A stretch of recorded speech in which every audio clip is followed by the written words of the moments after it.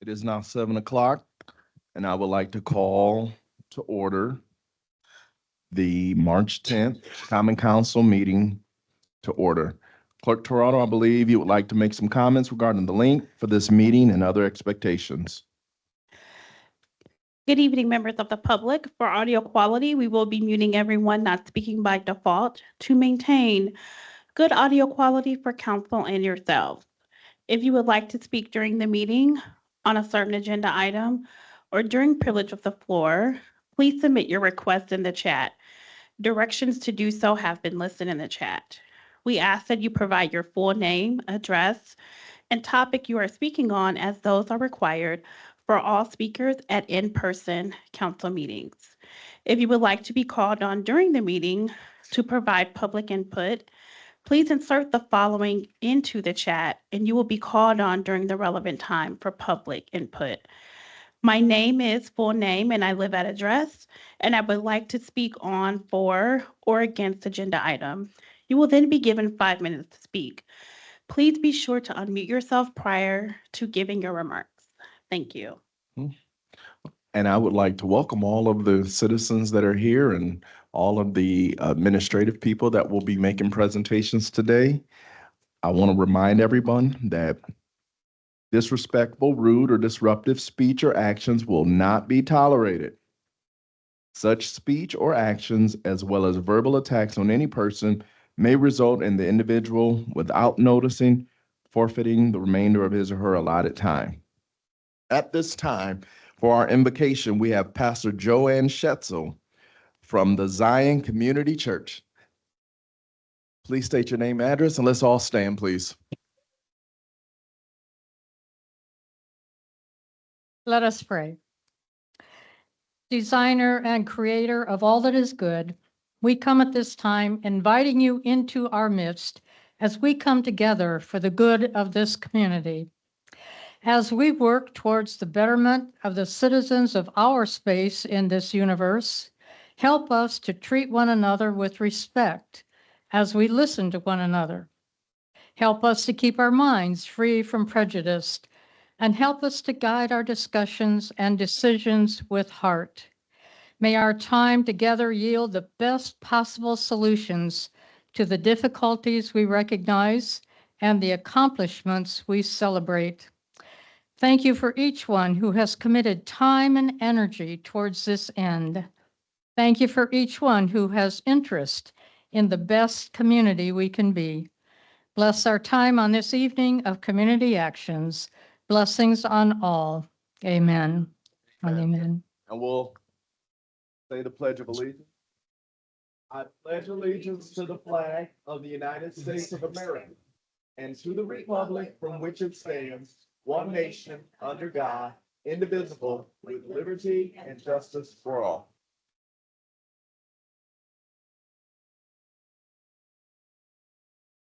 Clerk Toronto, would you please call the roll? Councilmember Gooden Rogers. Councilmember McBride. Present. Councilmember Warner. Present. Councilmember Bolden Simpson. And Councilmember Niskoski. present. Councilmember White. Present. Councilmember Dr. Davis. Present. Vice President Thomas Morgan. Present. Council President Lee. Present. All 9 present. All right. We will now hear a report from the Subcommittee on Minutes for February 24th, 2025. To the Common Council of the City of South Bend, the subcommittee has inspected the minutes of the February 24th, 2025 meeting of the council and found them to be correct. Therefore, we recommend the same be approved. I want To to, accept the minutes. Second. there's been a motion and a second. Clerk Toronto, please call the roll. Councilmember Bolden Simpson. Aye. Councilmember McBride. Aye. Councilmember Warner. Aye. Councilmember Nisgowsky, Aye. Councilmember Dr. Davis, Aye. Councilmember White, Aye.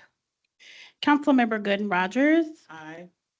Vice President Thomas Morgan, Aye. Council President Lee, Aye. all 9. All right, the minutes have been accepted. There is no special business tonight, and we have a very special guest with us today to give us report on major project updates. Our Department of Community Investments Director, Caleb Bauer. Please state your name and address for the record.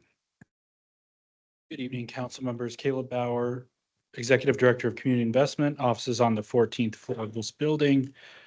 You may recall Community Investment Chair Warner had requested last year that I come and present a major projects update. This is kind of a new format. And so we rattled through about 40 different projects, just giving you status updates on where they're at, things that we've talked about, but maybe haven't circled back on in a number of months. And so asked me to do that again for tonight. I also, Matthew should have, hopefully I sent it only a few minutes before the meeting, but distributed to you the Community Investment Annual Report for the year of 2024.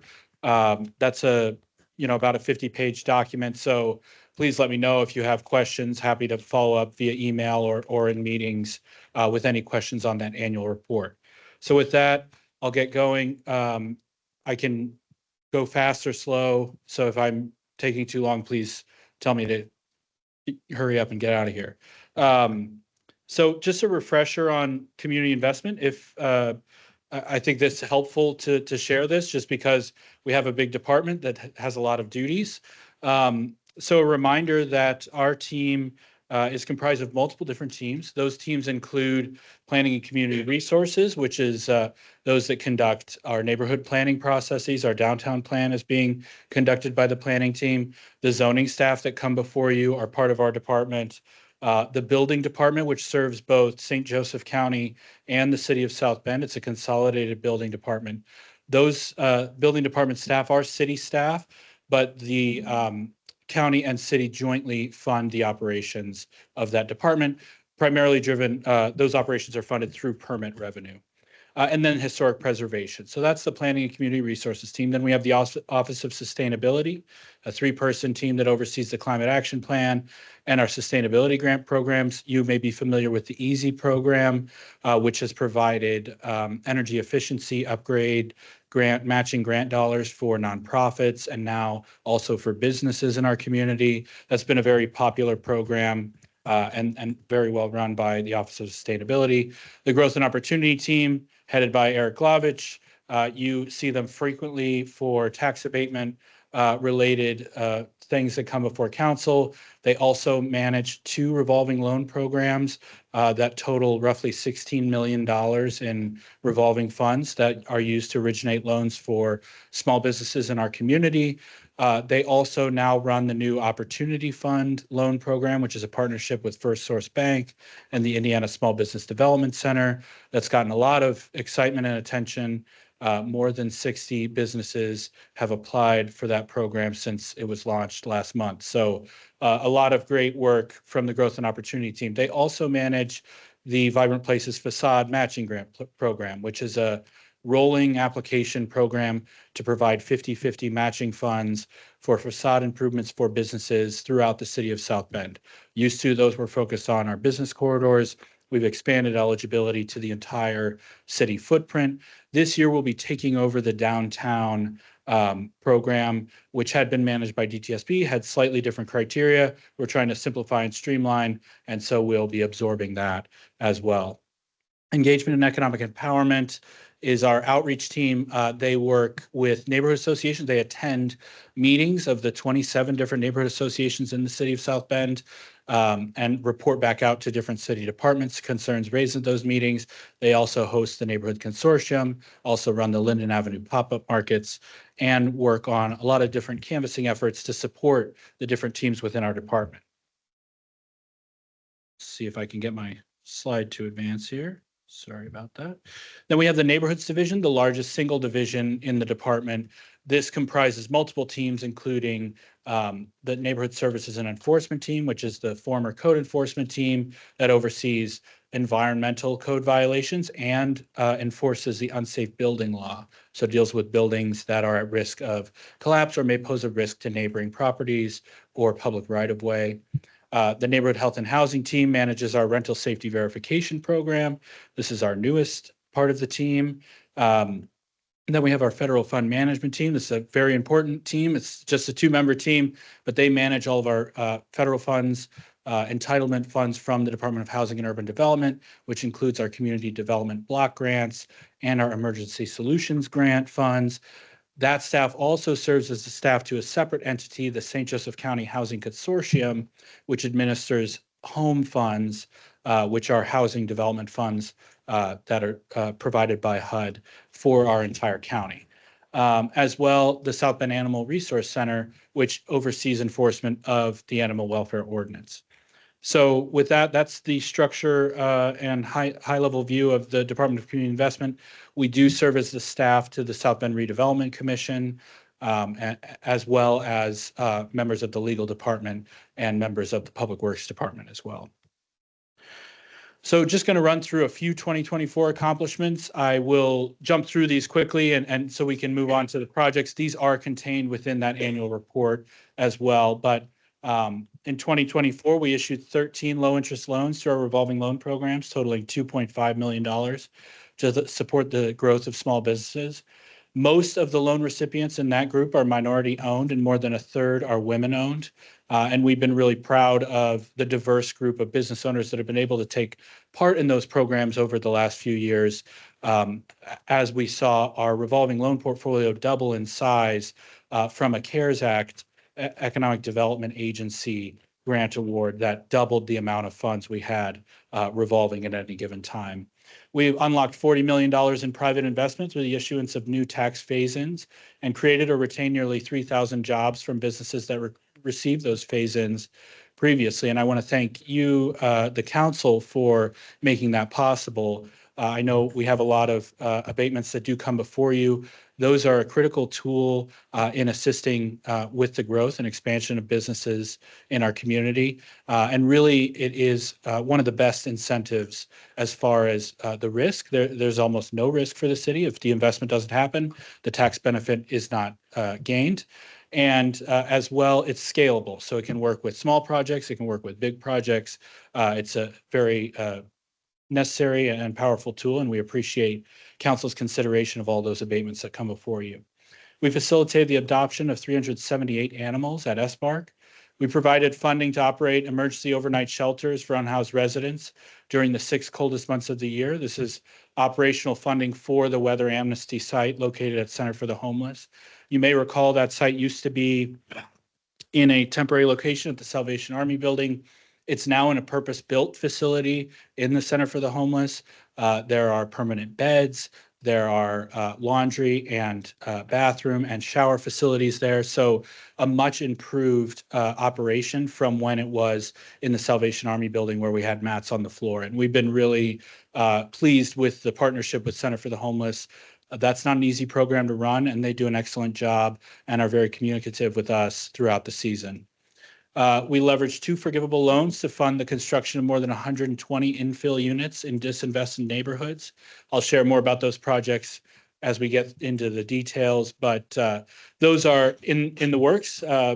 Houses are coming up out of the ground right now, actually, related to those projects, but we're looking at unprecedented levels of new construction activity in our neighborhoods, some neighborhoods that haven't seen construction activity in decades. And so we're really excited to be a part of that and excited that our partners are willing to take those projects on.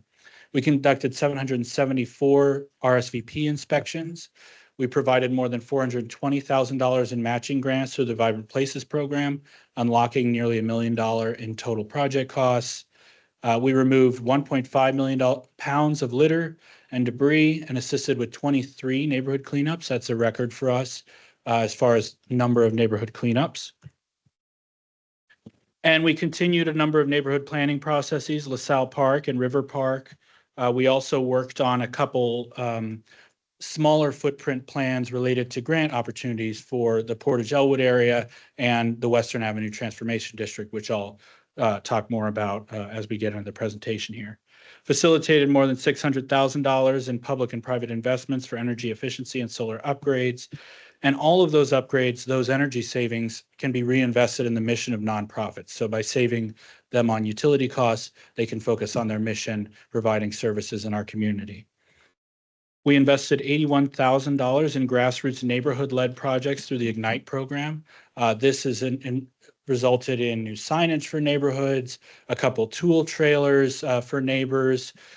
We saw some signal box covers in the River Park neighborhood. So neighbors can really come up with their own ideas and submit them and compete for funding in that grant program.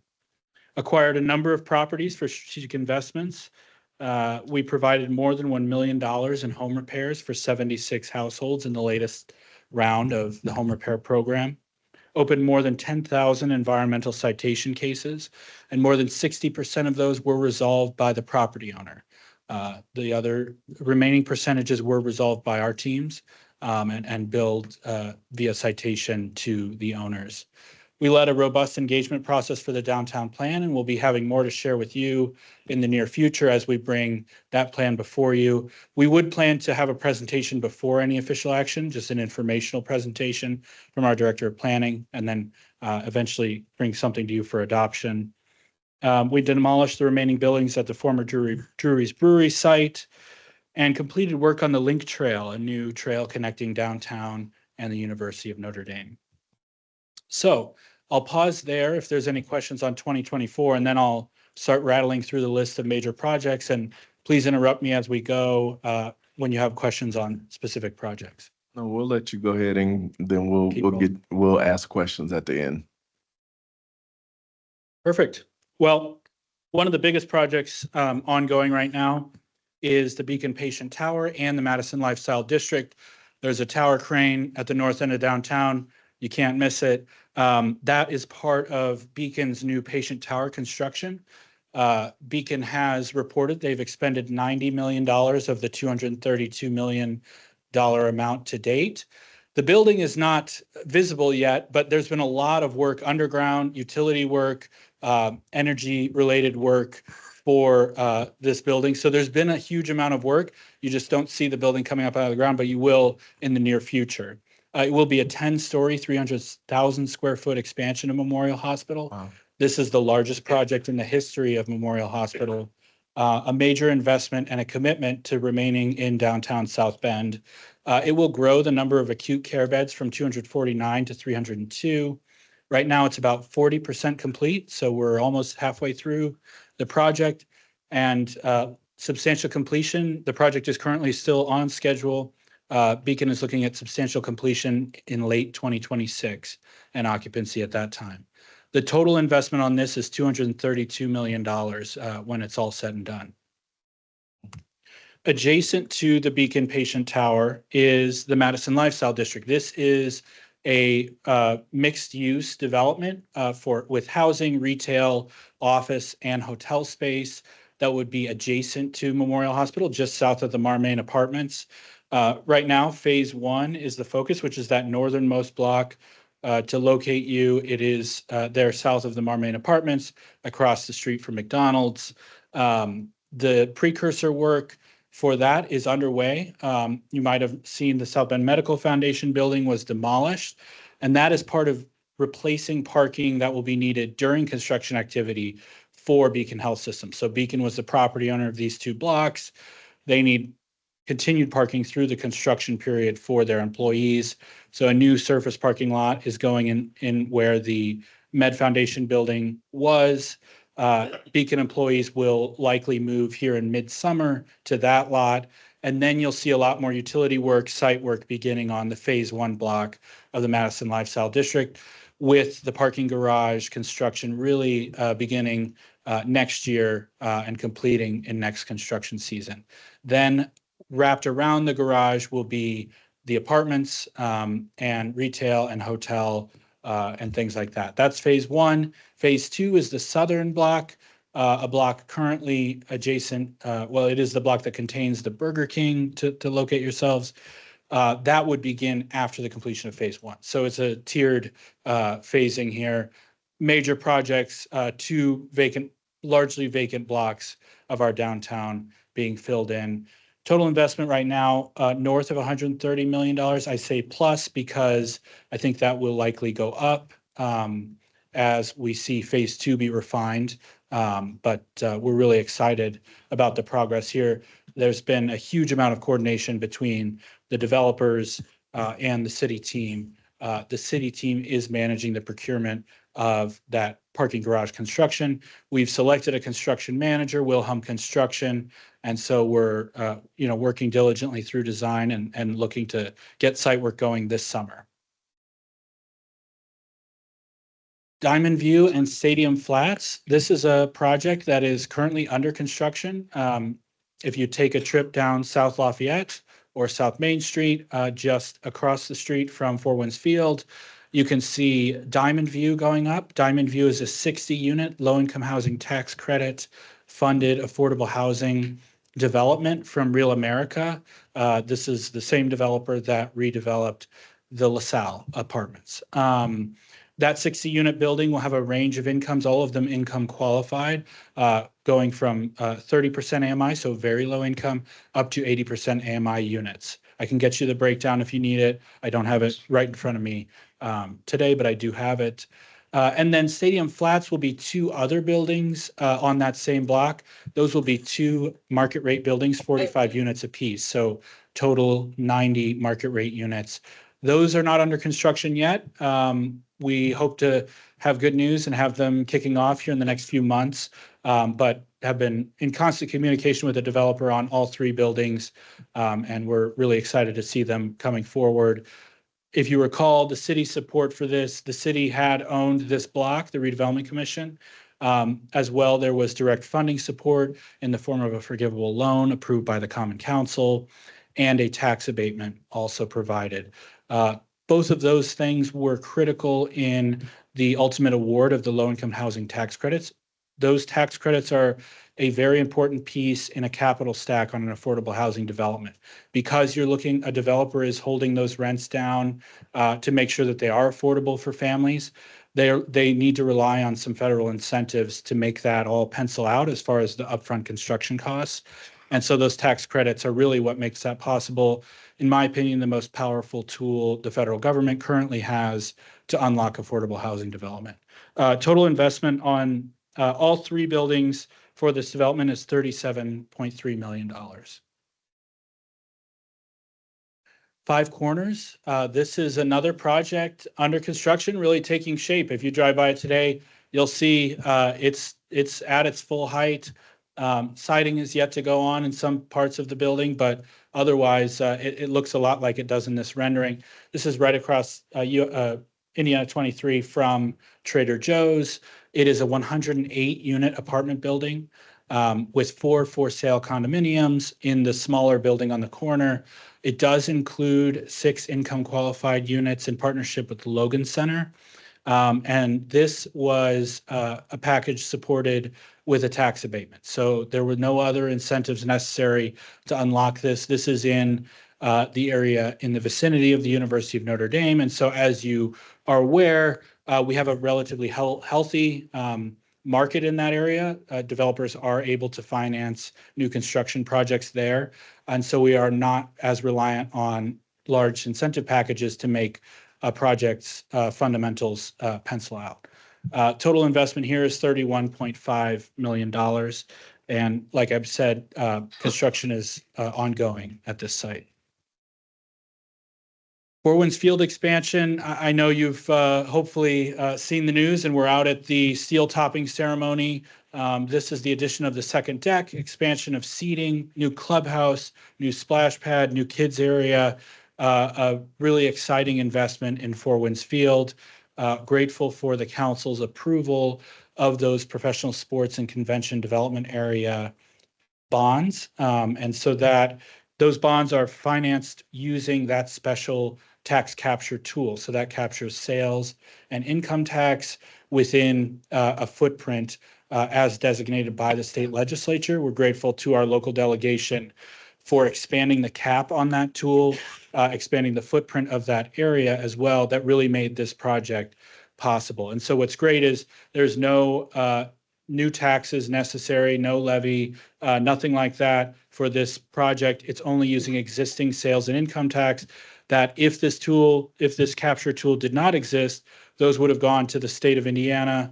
And then a portion of them would have been remitted back. But in this case, the state allows us to retain those here and invest them in our stadium. So design has been finalized. I apologize for the typo here. Construction is ongoing. Completion is planned for spring of 26. So we will see construction activity continuing through this baseball season.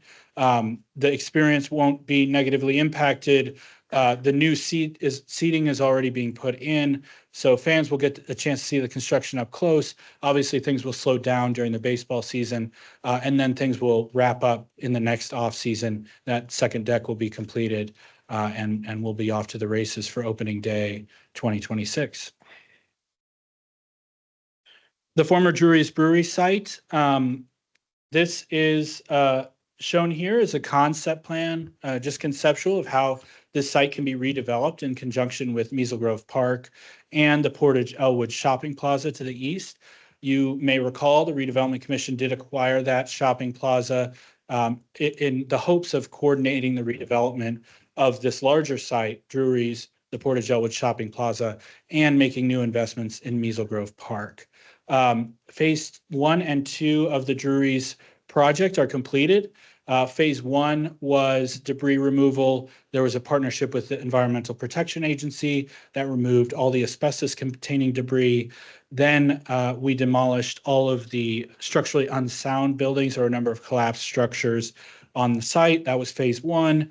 The city's phase 2 has been demolition of the bottling house, all of the remaining structures on the site, which has been very dramatic. If you drive by there today, it's vastly different than it was a couple years ago. And then we're gearing up for phase 3. Phase 3, there are a number of foundations that remain on the site. So if you drive by today, there's no buildings up above the ground, but there are still underground foundations that will need to be removed in order to redevelop the site, get it shovel ready. So that is ongoing. There's some soil removal required. Some limited metals in the soils. This is not unusual for a site of this type. So we'll remove those soils, fill them with clean backfill, and that is comprising phase 3. Once phase 3 is done later this year, it will truly be a shovel-ready site. There won't be any more work necessary to get it ready for development, except for installing infrastructure to support whatever development is unlocked there. We will look to likely do a request for proposals related to redevelopment opportunities. We had applied for some federal grants with some affordable housing community development corporations locally. We haven't heard on those grants, but some of them are part of programs impacted by executive orders issued by the White House. And so we are looking at other options. A phased approach is likely the approach for these sites, which are close to 40 acres all combined. We did, I will note, secure a $2.57 million residential infrastructure loan from the Indiana Finance Authority. So this is a financing opportunity that IFA created. It came out of the last state budget, so 2 years ago. This program was funded. It's a low interest loan. Ultimately, it's lower interest than if the Redevelopment Commission were to issue bonds, say. And so we thought that was a good opportunity to pursue. We will be bringing approvals before the Redevelopment Commission and the Common Council in the near future related to that. If we do ultimately close on that loan, that would be for installing infrastructure at the Drury site.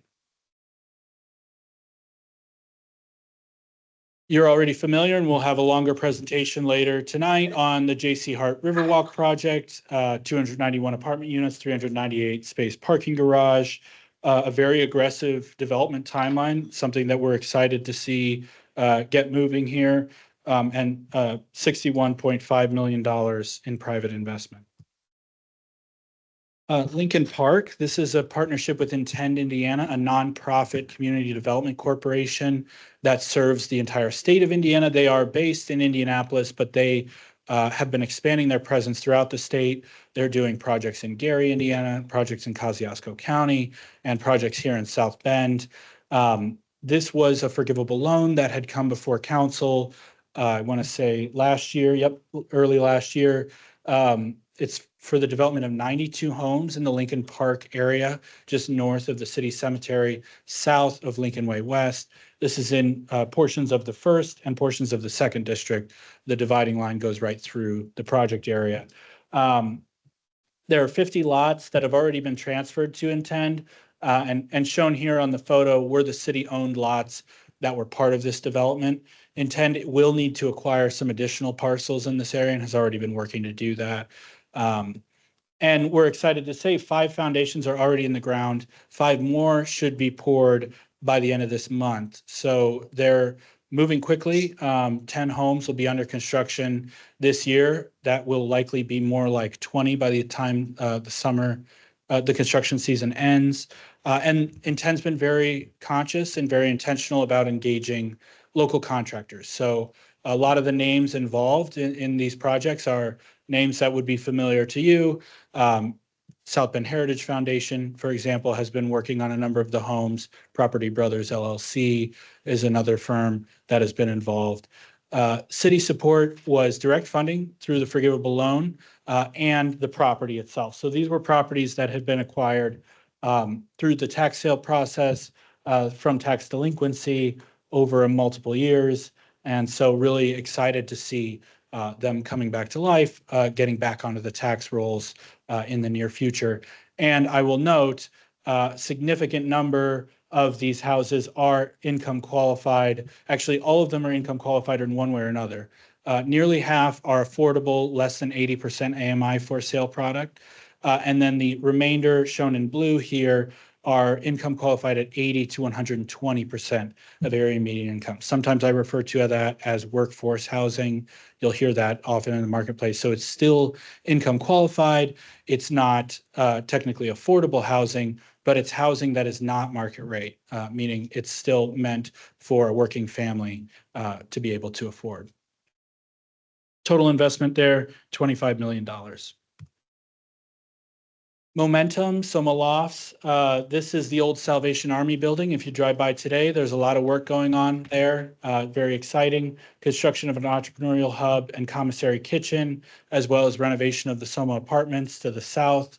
There's a multi-year construction timeline. City support was the building itself, abatement, and a development agreement. I apologize, not potential, that was approved by the redevelopment commission to assist with resurfacing the parking lot.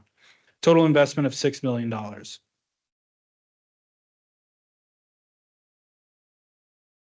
Mishawaka Avenue Streetscape. This was another streetscape project funded through the neighborhood improvement bonds. And I'll have a status update on all those neighborhood improvement bond projects at the end here, just to refresh your memory on those. But the big highlight of this streetscape project is new bump outs and a raised intersection at the intersection of Longfellow and Mishawaka Ave. We know there's a huge amount of pedestrian traffic at that intersection.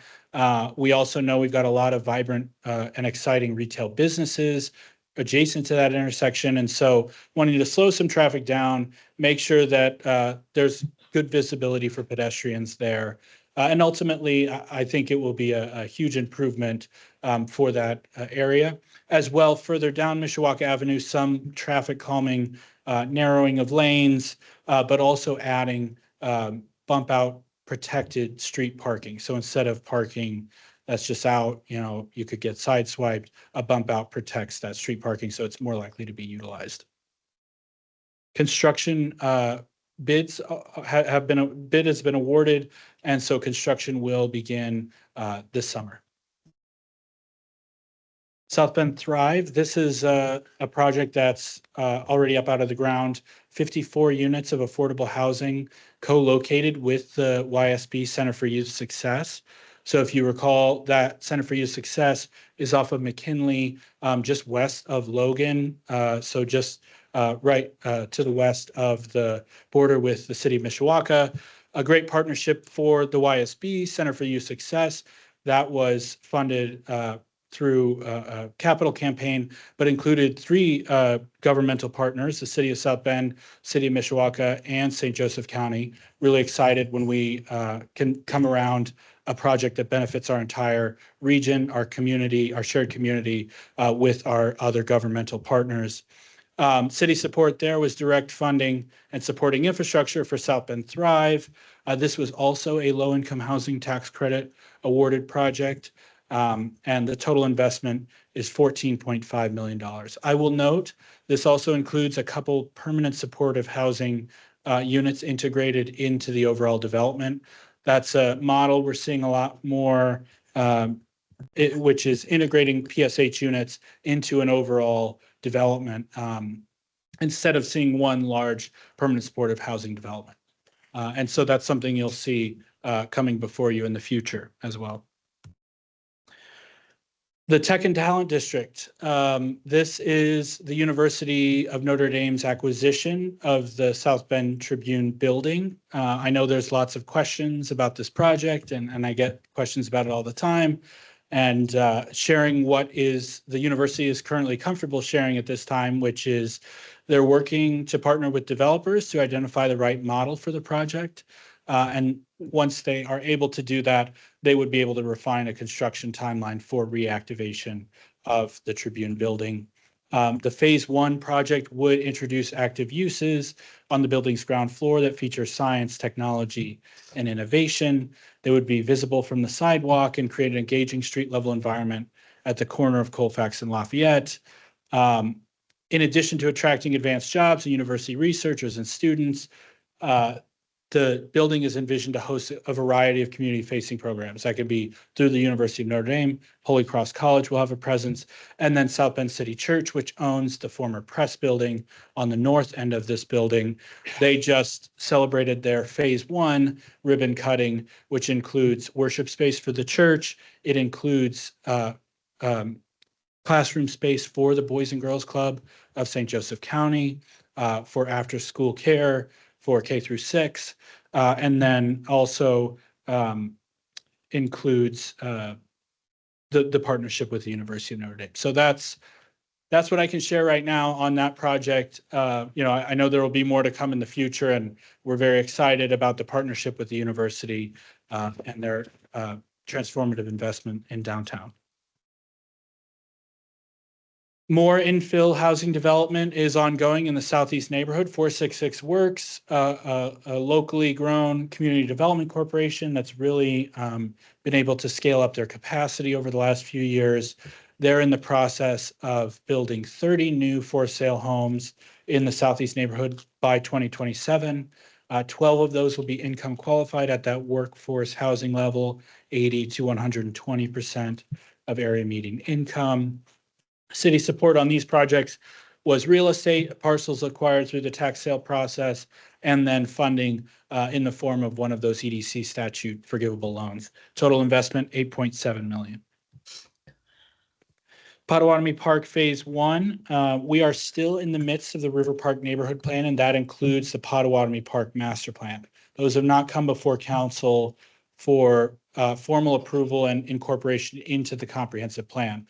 However, there were some clear needs that were negatively impacting the neighborhood and important users of the park, like the Potawatomi Zoo, which was constrained parking, which we know has been an issue in the area. It's a good issue to have. It indicates the growth in traffic that we've seen at the Potawatomi Zoo, really incredible growth. A lot of really incredible investments in the zoo as well, and an incredible vision coming forth from that organization.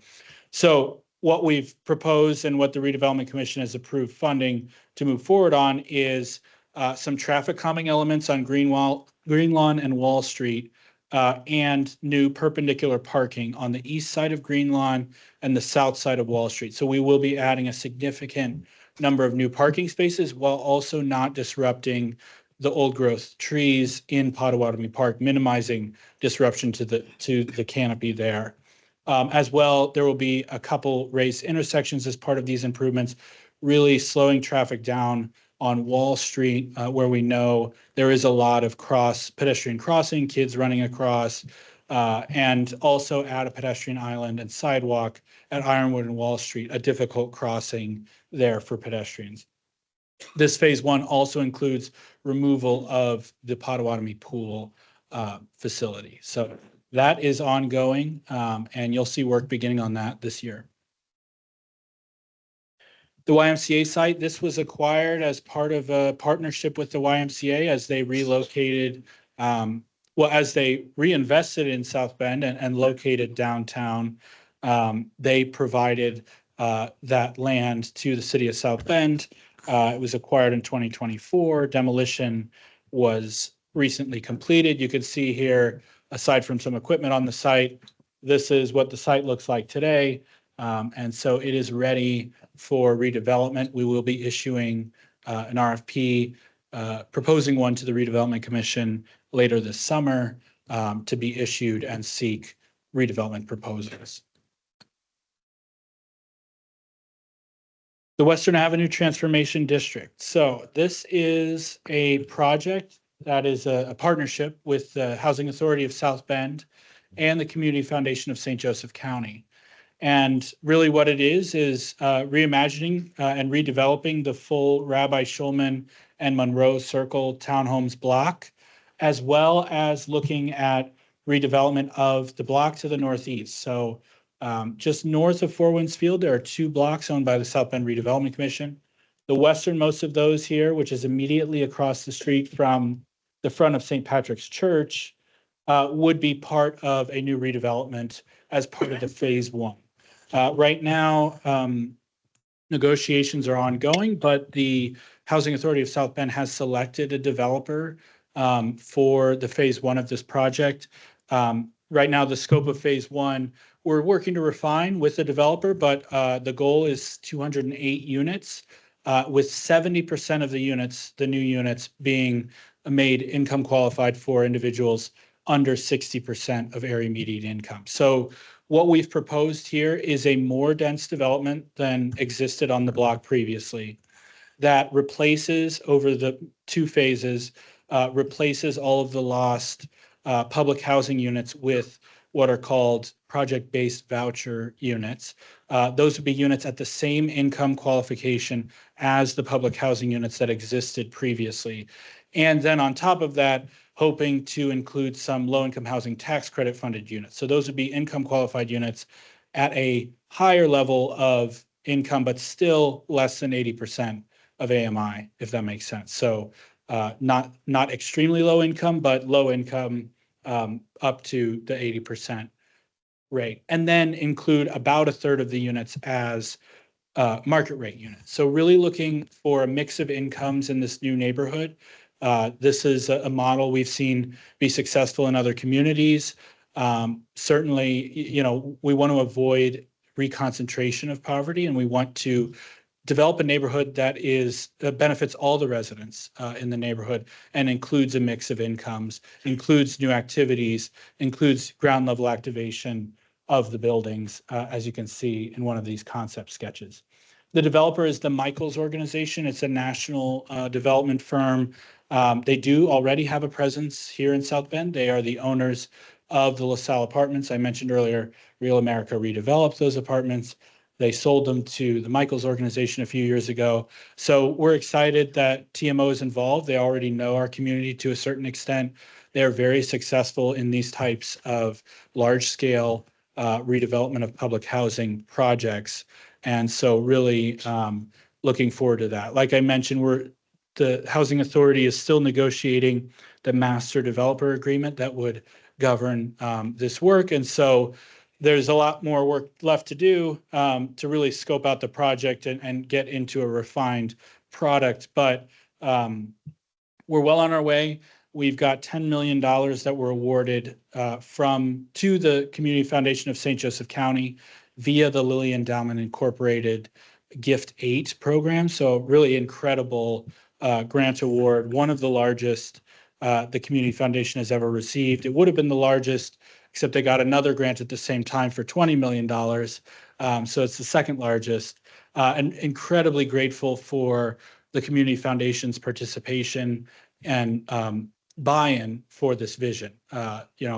We had talked about this is something that's been a top priority for the administration, but it needed significant grant funding, and the Community Foundation understood that and decided to take it forward to the Lilly Endowment.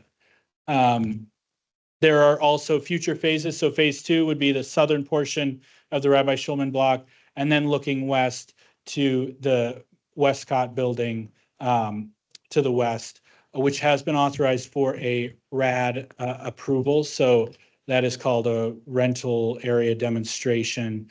It's a form of conversion of public housing units that can allow continued ownership and management by the housing authority while increasing the subsidy they receive per unit. So really can help on the financial side for the housing authority, help those units pencil out going forward. All right, I'm almost done. Neighborhood improvement bond projects. You may recall the council approved the neighborhood improvement bonds. You authorized them in 2022.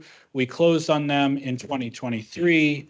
And those bonds included projects all throughout the city. I just want to give you a status update on those just as a refresher. The LaSalle streetscape is complete. The Link Trail, which was a partnership with the University of Notre Dame and the St. Joseph County Hotel Motel Tax Board, is also complete. Mishawaka Avenue construction is set for this year to begin. Coquillard Park splash pad is in. It's a great splash pad, by the way, my daughter approves. The River Bridge connector is in design. We're looking at construction in 2026. This is a pedestrian bridge across the St. Joseph River, north of the Point Apartments, and then across to just south of Leaper Park. We're excited about adding that connection. It really can improve the ability for downtown residents to access the Riverwalk on the east side of the river, and really, hoping to enhance the pedestrian connections that exist in downtown. Kennedy Park, we're in design right now. This is a project that is potentially receiving federal funds, and so that process is being worked through, but really excited about the potential for the transformative investments there, which would total $15 million. Portage Elwood sidewalk upgrades are in design. That has intentionally been slowed as we've been working on the Drury's project and the Portage Elwood shopping plaza. We want to make sure we get it right and put the infrastructure in there that fits well with the overall redevelopment. Southeast Park upgrades are complete. The Martin Luther King Jr. Dream Center is almost complete. And the Ewing streetscape, which is improving both traffic calming and pedestrian connectivity across Ewing by Walker Field across to Rum Village. Design is complete. Construction will happen this year. This is my last slide. I just want to show you all the grants and funding awards that our department was involved in some way in 2024. Very proud of these results. More than nearly $100 million coming to our community. Now, I want to say this is not because of our department. Our department supports and works with a lot of external partners. And that's what we love about our department is we get to work with all sorts of different partners in the community. And it would not be without their vision and their support for us to have these grants.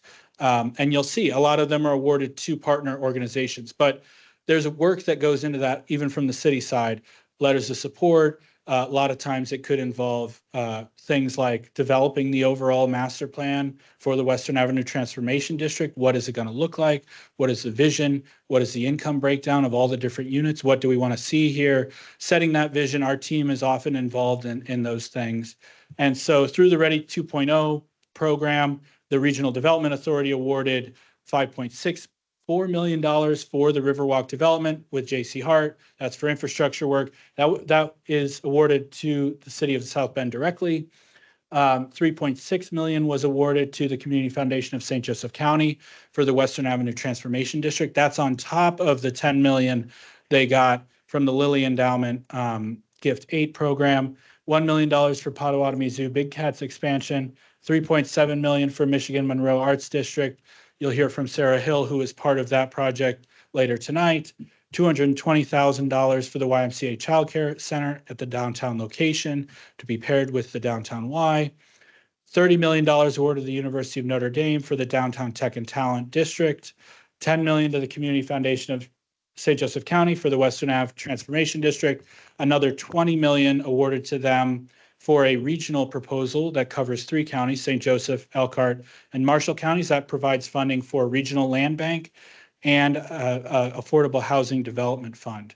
On the regional land bank side, we will be bringing an interlocal before you in the coming months that would formally establish that regional land bank, starting here in St. Joseph County, partnership between our county, St. Joseph County, MACOG, and the city of South Bend. So keep an eye out for that. I'll be back when that time comes. And then $10 million tentatively awarded to 3 West Side housing projects. This is through the IEDC's carve out of some Lilly Endowment funds. I won't get into the details of each grant opportunity, but that 10 million will go towards, a portion of it goes towards the Western Avenue Transformation District, a portion of it towards Drury's, and a portion of it towards LaSalle Park Homes. And then the revolving infrastructure loan program, $2.57 million, I mentioned, awarded in low interest loan to support the completion of the Drury's demolition. With that, that's my presentation. I just want to say, Troy told me to keep it shorter, and so I tried to. I think I only presented mostly projects $10 million and up, but I just want to say there's a huge amount of activity, and I don't want it to be overlooked. All of the activity at the incremental level, smaller investments are happening all throughout our community, and I could go on for hours and hours and hours about all the different projects happening. So we've done the big projects, we've talked about those, but it's the little ones that fill in throughout our community, and there is a lot of exciting activity. So I don't want to overlook that, but I also want to respect your time and wrap up here. Maybe we'll invite you back for more. Okay, great. Thank you. Thank you.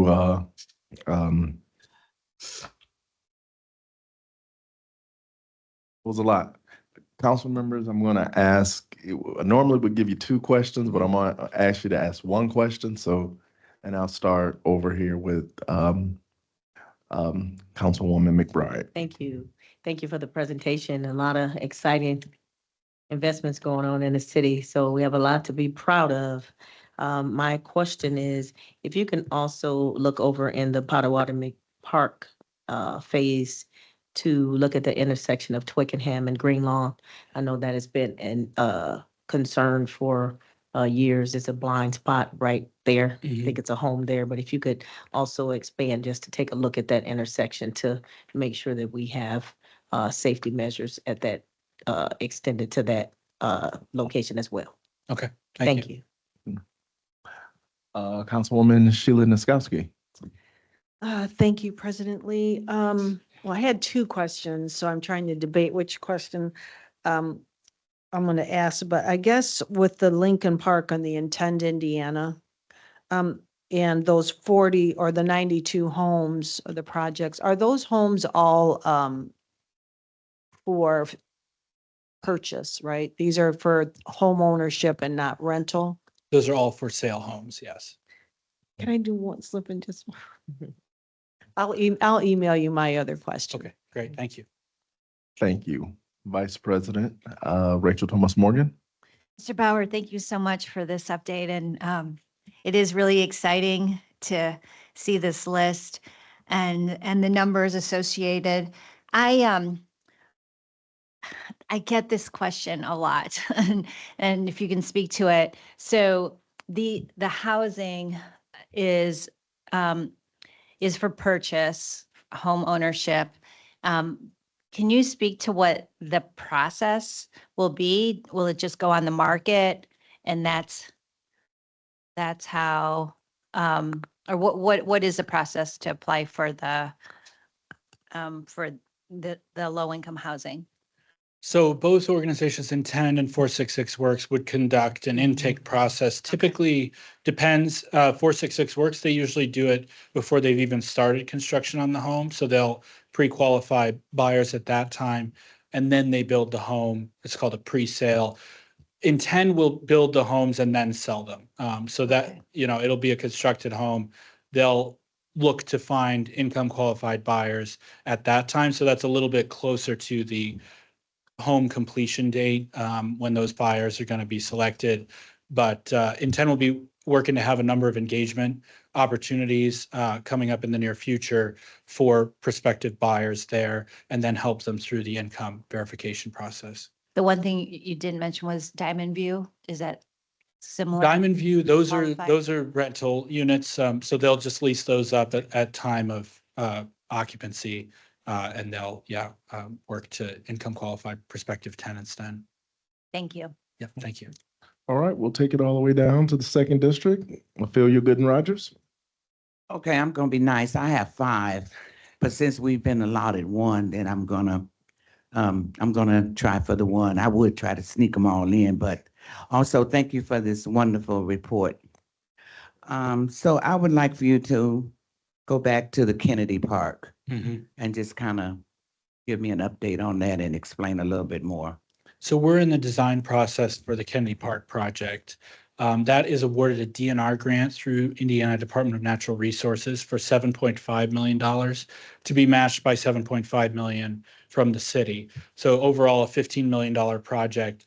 Design is ongoing. We'll be looking to have some neighbor engagement opportunities, likely late spring, summer of this year. And really thinking about the future of Kennedy Park, the water playground, making improvements there, and things like that. But I can have our Parks Department follow up with more of the details. Our team's been more involved on the financing side, and then high level incorporating desires from the Kennedy Park Neighborhood Plan, which council adopted a few years ago, into that overall park project. Okay, I'm gonna say thank you and I'll email you the others, okay? Thank you so Thank you. much. Councilwoman Sherry Bolden Simpson. Thank you. I'll have to email you some too. I think I'll choose this one. I was looking at the neighborhood improvement bond projects, and I know that there's a Twickenham neighborhood plan. Is this not on there because it's not going to require a bond, or where are we on that? So the Twickenham Hills Neighborhood Plan, we would look to do later this year, probably late summer, into the fall. We've talked to, there's a new neighborhood association. They're new in that they were formed a couple of years ago. They've been very active. We've been excited to work with them. And that's always something we say, it's a lot easier for us to conduct a meaningful neighborhood plan when there is an active neighborhood association that Okay. can get neighbors out to our events, make sure we're getting high quality feedback. And so that was something that we had kind of put to the neighbors and said, hey, if you want us to do a plan, let's get an association going. They took that, they ran with it, and now we've got a good active association. So we'll do that later this year. And we know there are some kind of high level desires there. It is a more stable neighborhood as far as, not almost no vacant lots.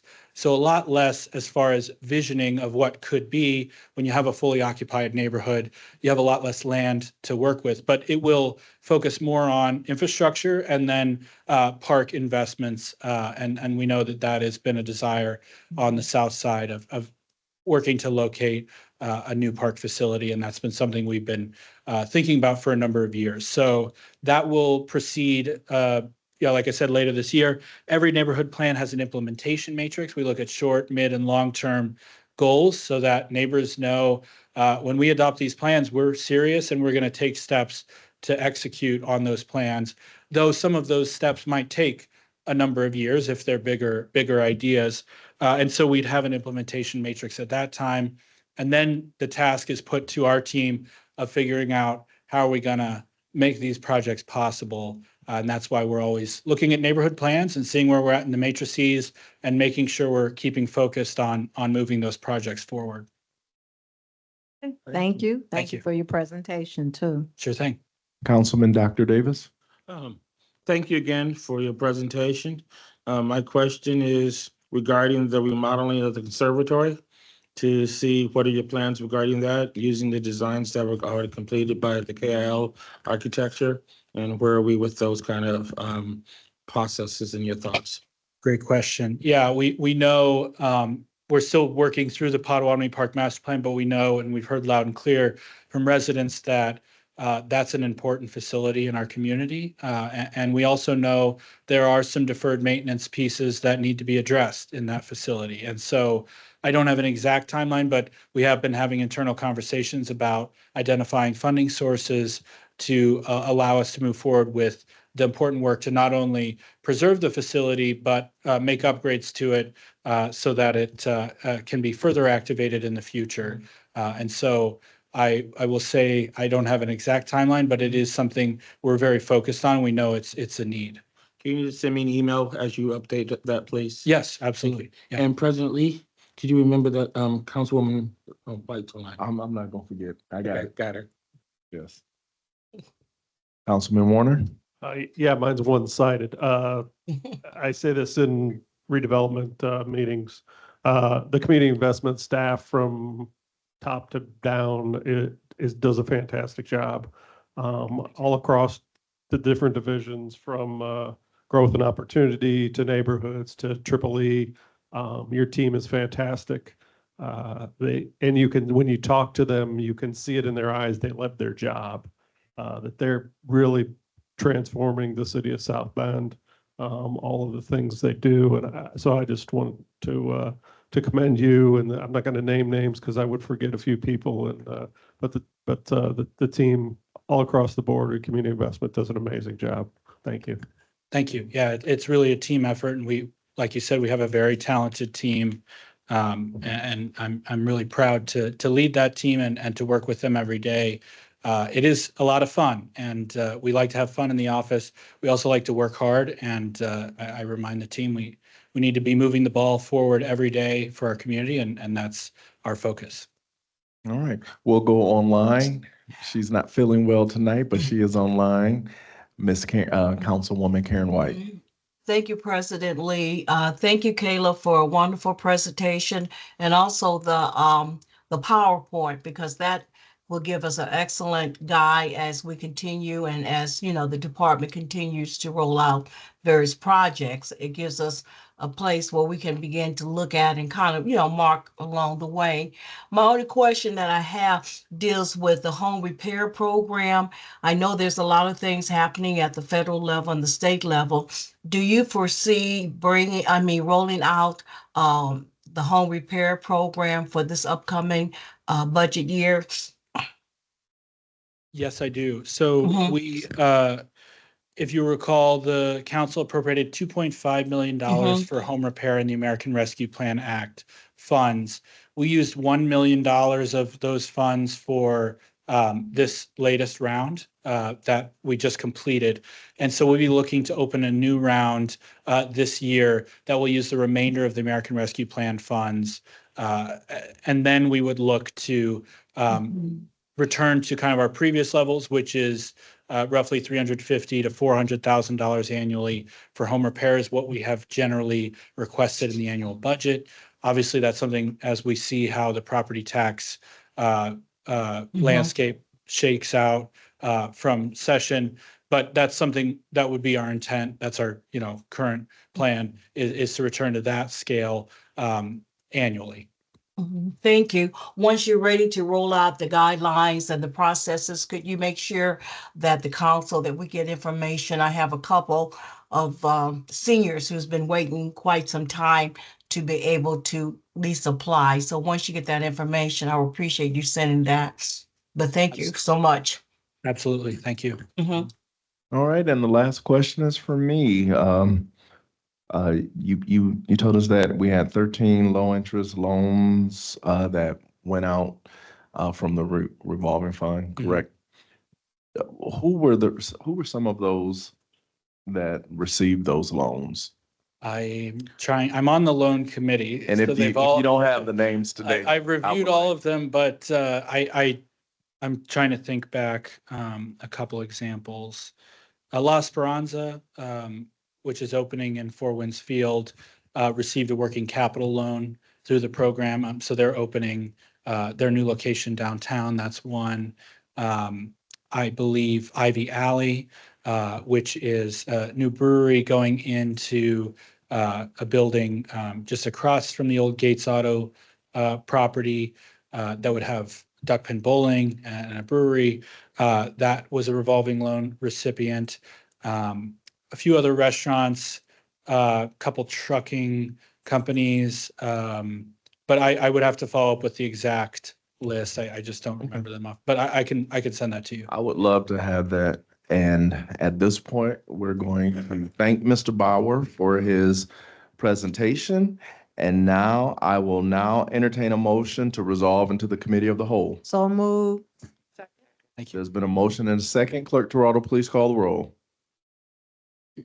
Councilmember McBride, Aye. Councilmember Bolden Simpson, Aye. Councilmember Warner, Aye. Councilmember Niskoski, Aye. Councilmember Dr. Davis, Aye. Councilmember White, Aye. Councilmember Gooden Rogers, Aye. Vice President Thomas Morgan, Aye. President Lee, Aye. 9 ayes. All right, motion passes. The committee of the whole is now in session. This is the portion of the council's meetings where bills are given a second reading and a public hearing before a committee made up of all 9 council members. All bills set for this second reading and public hearing have previously been given a first reading and a committee hearing prior to this evening's meeting. In addition, we will hear from the chairperson of that standing committee where the bill was discussed and the results of that discussion. If the proposed ordinance is a zoning ordinance, a report from a staff member will be given. In all other situations, the formal presentation of the proposed ordinance will immediately follow the committee report.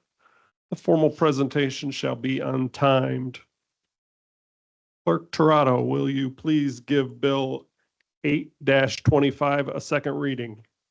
Public hearing on an ordinance of the Common Council of the City of South Bend, Indiana, authorizing the city to issue one or more series of its taxable economic development tax increment revenue bonds and approving and authorizing other actions in respect thereto in connection with the J.C. Hart Development Project. Thank you.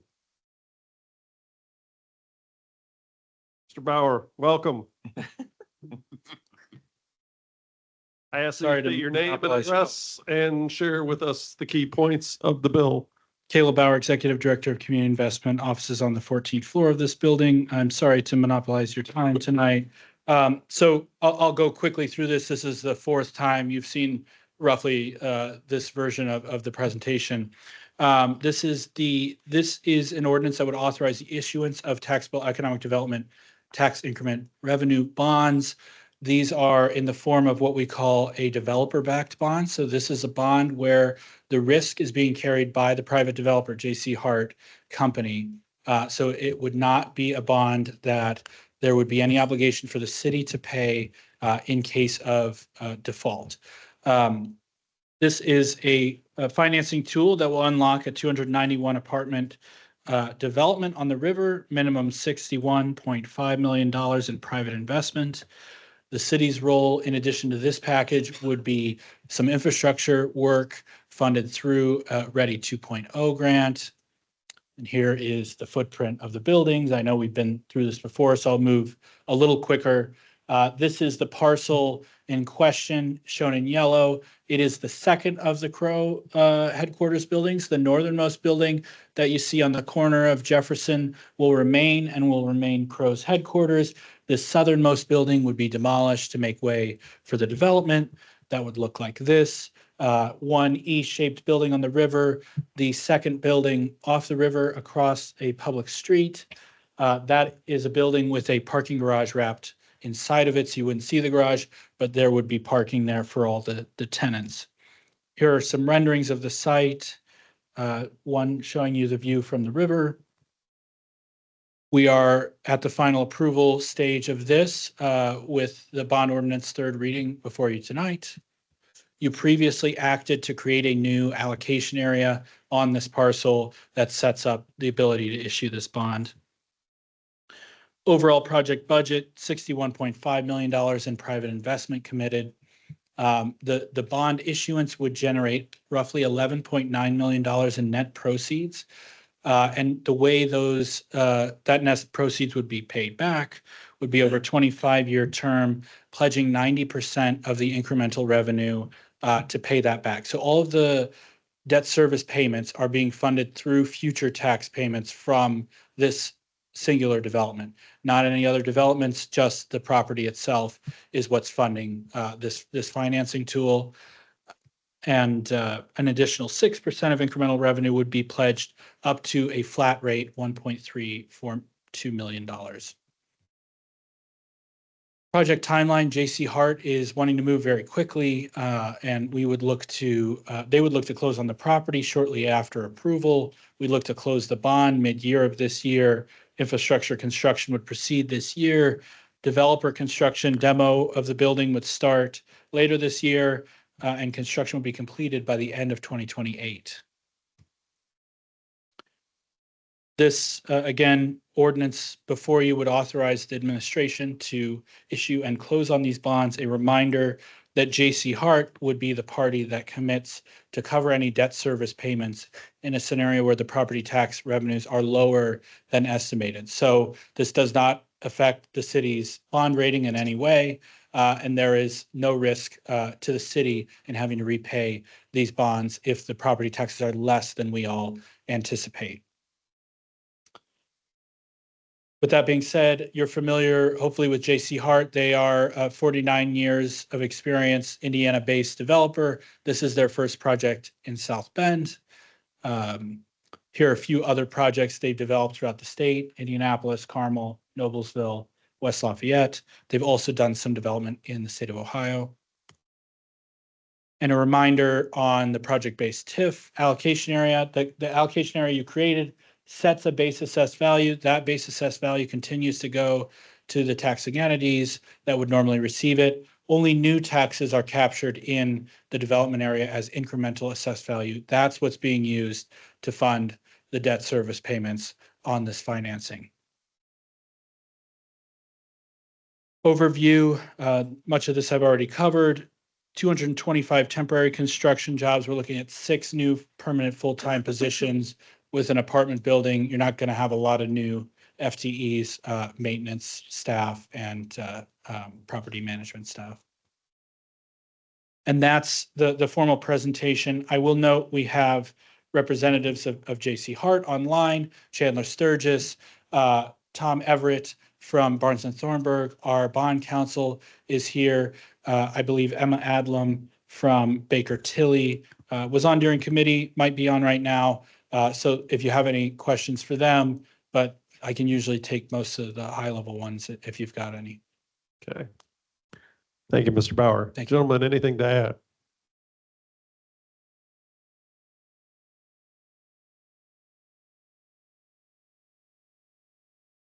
Okay. Council members, we'll start with preliminary questions. Any preliminary questions?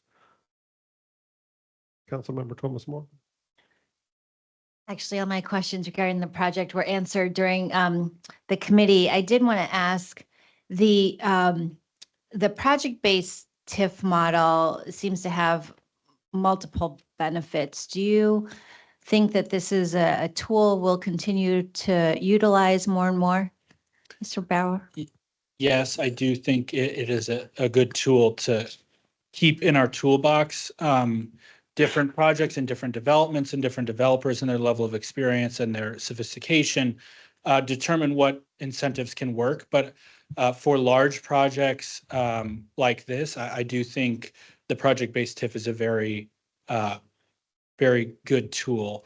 It minimizes risk for the city of South Bend in a scenario where there is a default, the developer is ultimately responsible, and it is scalable. We could have a $300 million investment that's going to create a significant amount of property tax revenue, and we could scale an incentive using based on that, using its future property tax revenue. And it doesn't cost the city anything as far as our existing tax revenues And so we can use those for service improvements elsewhere in the city. Thank you. Any other council members? Questions at this time? Seeing none, at this time, we'll go to the public hearing portion. Members of the public shall have the opportunity to address the council, beginning with members of the public in favor, limited to 5 minutes, and then going to members of the public against, again, limited to 5 minutes. Is there anyone from the public wishing to speak in favor of Bill 8-25? I do not see anyone from the public in person or online wishing to speak in favor of the bill. Thank you. This time, is there anyone present wishing to speak in opposition of Bill 825, either in person or online? I do not see anyone in person or online wishing to speak in opposition. With that, the public hearing on the bill is now closed. I'll bring it back to council. Any comments? Comment. As Councilwoman Thomas Morgan said, this project-based tip is intriguing. Maybe I'll email you this question. I just wonder what kept us this is our first one. And so how are we going to move forward on this? Was it the developer that had the expertise with this, and this is why we did it this time, or? I'm sorry, I just thought of that question. Sure, Mr. Bauer. Thank you. Address that. Thank you. That's a great question, getting into the intricacies of our thinking. So this has been a tool we've been looking at for a couple of years. I've been aware of other municipalities throughout the state of Indiana. Some of them, this is really exclusively the way they use tax increment financing, whereas we have larger consolidated TIF districts that generate a significant amount of annual revenue. We're making that revenue available through appropriations from the Redevelopment Commission. But other communities, they only do these types of project-based TIFs. So they might have 20 allocation areas, all of them, for individual projects themselves. So it was something we'd thought about. We knew it was a good tool. We knew it was particularly good for those bigger projects where you're looking at, revenues that we don't necessarily have just sitting in the bank to deploy on a project, as well as minimizing risk. I think that for me has been a big selling point of this tool of making sure that the city's interests are well protected and a loan agreement that really that hopefully wouldn't even require litigation from the city side in case of default. It's really going to be between the bond purchaser and that private developer. Thank you. Councilmember White, any questions or comments? No, I'm fine. Thank you. Okay. I know I said this earlier, but I'm going to repeat it. I'm not often envious of Mishawaka, but I think one of the things they've done right is the new housing and apartments kind of downtown, and this is very exciting. An opportunity to kind of transform that area that is empty, unused office space into new housing. And any other council members?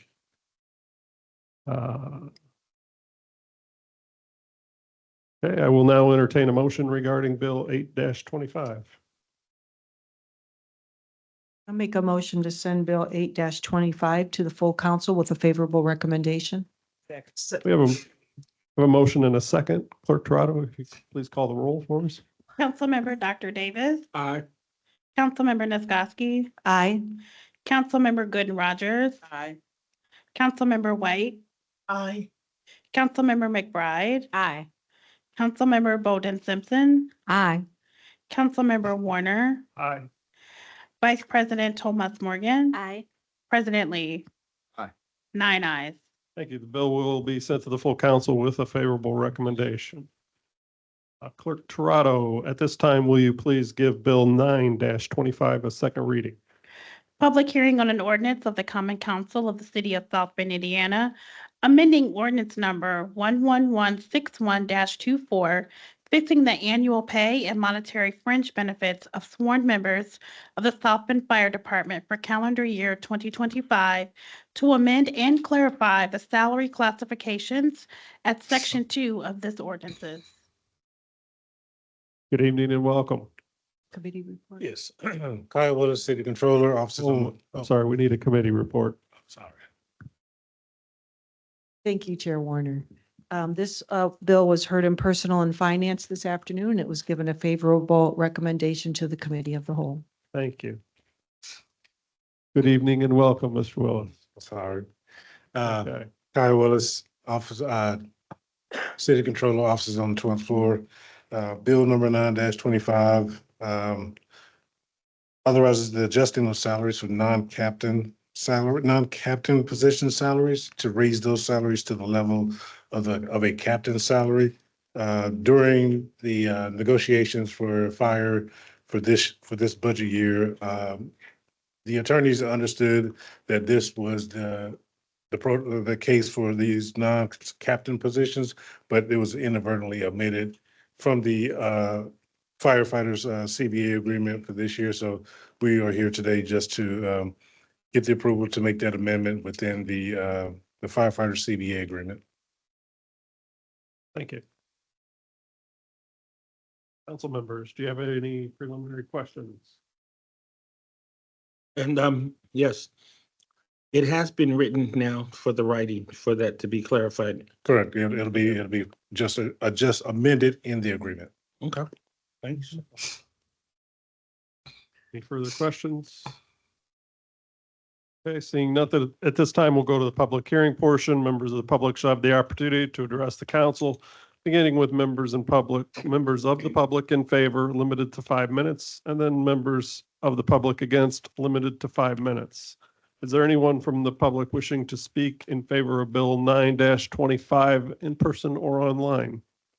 I do not see any members from the public in person or online wishing to speak in favor of the bill. Thank you. Is there anyone present wishing to speak in opposition of Bill 9-25? I do not see any members of the public in person or online wishing to speak in opposition. The public hearing is now closed.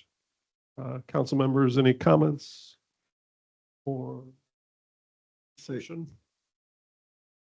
Motion to bring this bill 0925 to the full council with a favorable recommendation. Second. Got a motion and a second. Clerk Toronto, would you please do a roll call vote for us? Councilmember McBride. Aye. Councilmember Dr. Davis. Aye. Councilmember Gooden Rogers. Aye. Councilmember White. Aye. Councilmember Navgoski. Aye. Councilmember Bolden Simpson. Aye. Councilmember Warner. Aye. Vice President Thomas Morgan. Aye. President Lee. Aye. 9 ayes. Bill 9-25 will go forward to the full council with a favorable recommendation. Clerk Toronto, will you please give Bill 10-25 a second reading? Public hearing of an ordinance of the Common Council of the City of South Bend, Indiana, amending ordinance number 11160-24, which fixes maximum salaries and wages of appointed officers and non-bargaining employees of the executive departments of the City of South Bend for calendar year 2025 to make position changes in innovation and technology in the fire department. Thank you. Is there a committee report?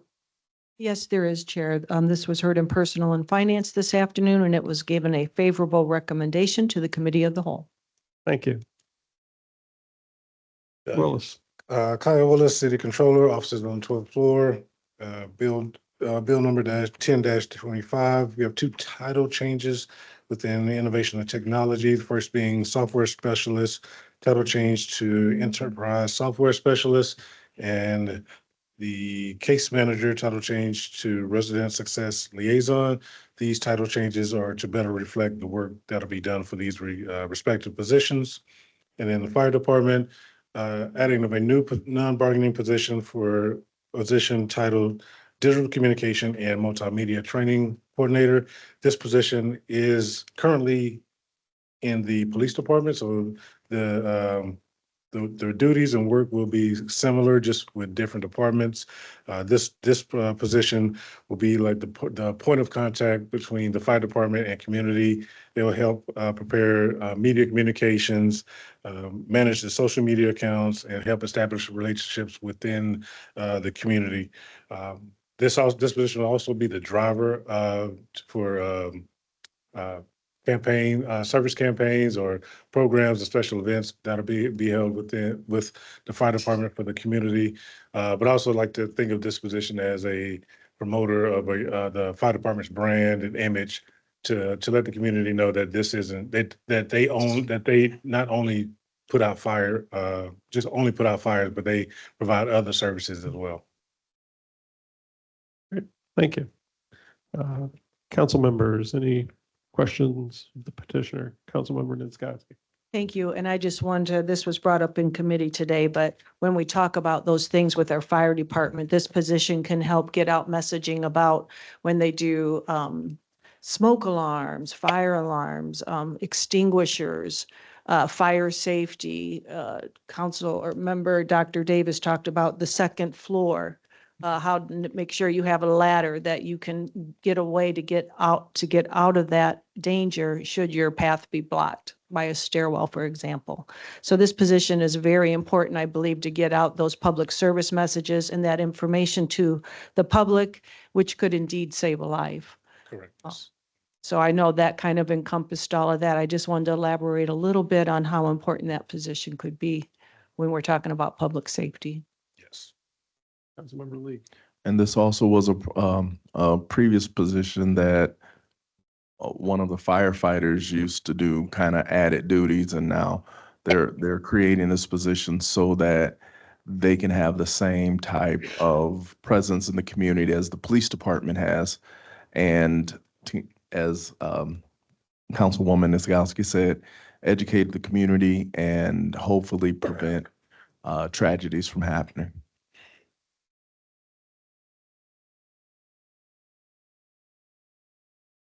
That will go to the public hearing portion. Members of the public shall have the opportunity to address the council, beginning with members of the public in favor, limited to 5 minutes, and then going to members of the public against, also limited to 5 minutes. Is there anyone from the public wishing to speak in favor of Bill 10-25? I do not see anyone from the public in person or online wishing to speak in favor of the bill. Thank you. Is there anyone present wishing to speak in opposition of Bill 10-25 in person or online? I do not see anyone from the public in person or online wishing to speak in opposition. Public hearing on the bill is now closed. Council members, any comments or question? Entertain a motion. I move to send Bill 1025 to the full council with a favorable recommendation. Second. We have a motion and a second. Clerk Toronto, can you do a roll call, please? Councilmember Good Rogers, Aye. Councilmember White, Aye. Councilmember McBride, Aye. Councilmember Dr. Davis, Aye. Councilmember Warner, Aye. Councilmember Niezgodski, Aye. Councilmember Bolden Simpson, Aye. Vice President Thomas Morgan, Aye. President Lee, Aye. 9 ayes. Thank you. The bill has received a favorable recommendation and will go to the full council. Clerk Toronto, can you now give Bill 11-25 a second reading? Public hearing on an ordinance of the Common Council of the City of South Bend, Indiana, amending ordinance number 11155-24, which fixed maximum salaries of Teamster employees for calendar year 2025, 2026, 2027, and 2028 to add a full-time employee to one existing position. Thank you. Is there a committee report? Yes, there is, Chair Warner. 1125 was heard in person on finance this afternoon. It was given a favorable recommendation to the committee of the whole. Thank you. Mr. Willis. Yes, Kyle Willis, City Controller, offices on the 12th floor. Bill number 11-25 adds a full-time employee to the Central Services Building and Maintenance Division. This position will be specifically the point person for maintenance for the new City Hall building once we move into it later this year. So this position will be a member of the Teamsters Union and also just a member, an employee of the city as well. Thank you. Council members, any questions? Councilmember White, any questions? I'm fine, thank you. Welcome. I didn't want to forget about you. Okay, seeing none, we'll go to the public hearing portion. Any members of the public wishing to speak against 11-25, either in person or online? I do not see any members of the public in person or online wishing to speak in favor of the bill. Any members of the public wishing to speak against the bill 11-25, either in person or online? I do not see any members of the public in person or online wishing to speak in opposition of the bill.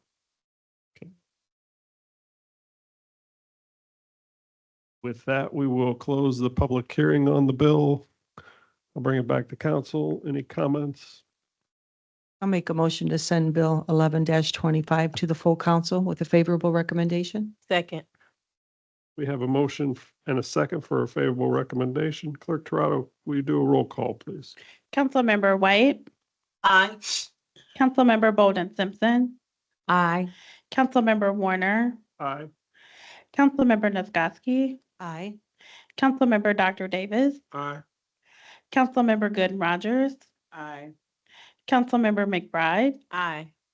Vice President Thomas Morgan, President Lee, Aye. 9 ayes. Thank you. The bill will go forward with a favorable recommendation. And now, Clerk Toronto, can you please give Bill 12-25 a second reading? Could I make a motion to accept the substitute bill? Okay, we have a motion to accept. So moved. Gotta take that in a Second. second.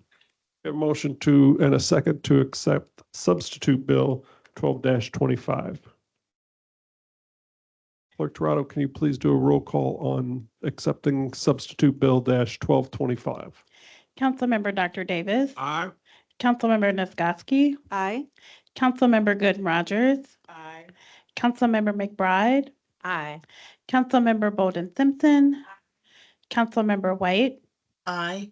Councilmember Warner, Aye. Vice President Thomas Morgan, Aye.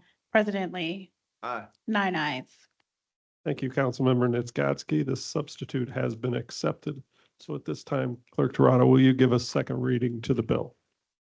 Public hearing on an ordinance of the Common Council of the City of South Bend, Indiana for budget transfers for various departments within the City of South Bend, Indiana for year 2025.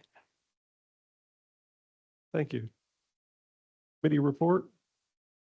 Yes, the substitute bill 12-25 was heard in Personal and Finance today and was given a favorable recommendation to the Committee of the Whole. Thank you very much. Mr. Willis? Yes, Kyle Willis, City Controller, offices on the 12th floor, substitute bill 12-25.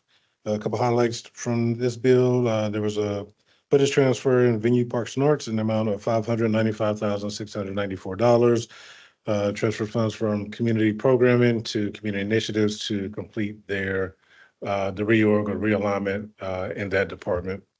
Budget transfer of $81,208 from the Admin and Finance Department to Legal Department to cover personnel expenses for the OVB clerk that is now housed in the Legal Department. Thank you, sir. Council members, any questions of Mr. Willis on Bill Substitute 12-25?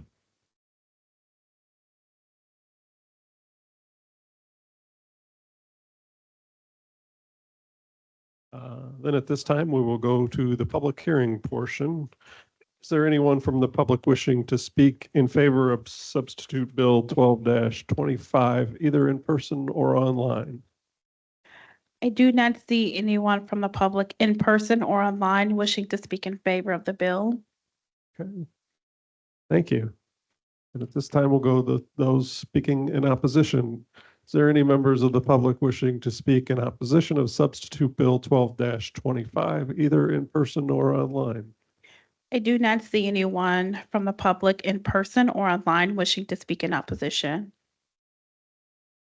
Public hearing is now closed. Council members, any comments on Substitute 12-25? Entertain a motion at this time? I'll make a motion to send substitute bill 12-25 to the full council with a favorable recommendation. Second, We have a motion and a second. Clerk Toronto, roll call, please. Councilmember Dr. Davis. Aye. Councilmember Nisgowsky. Aye.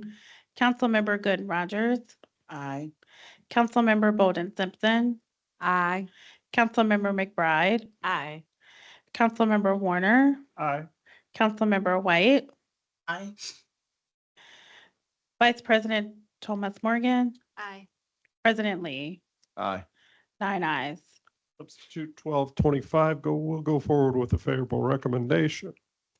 One last time, Clerk Toronto, will you please give Bill 13-25 a second reading?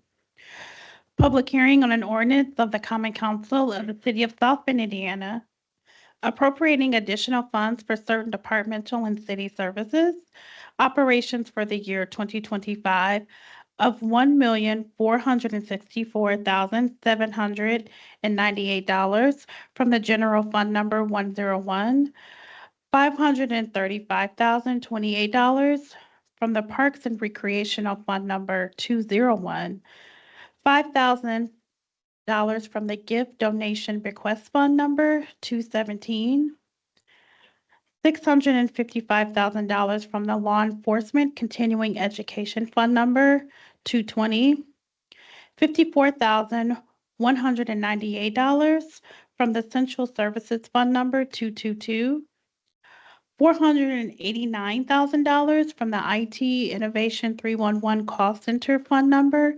279, $350,000 from the Fire Department Capital Fund number 287, $9,425,000 from the Local Income Tax Economic Development Fund number 408, $250,000 from the Sewage Works Operations Fund number 641, and $82,500 from the Unemployment Compensation Fund number 713.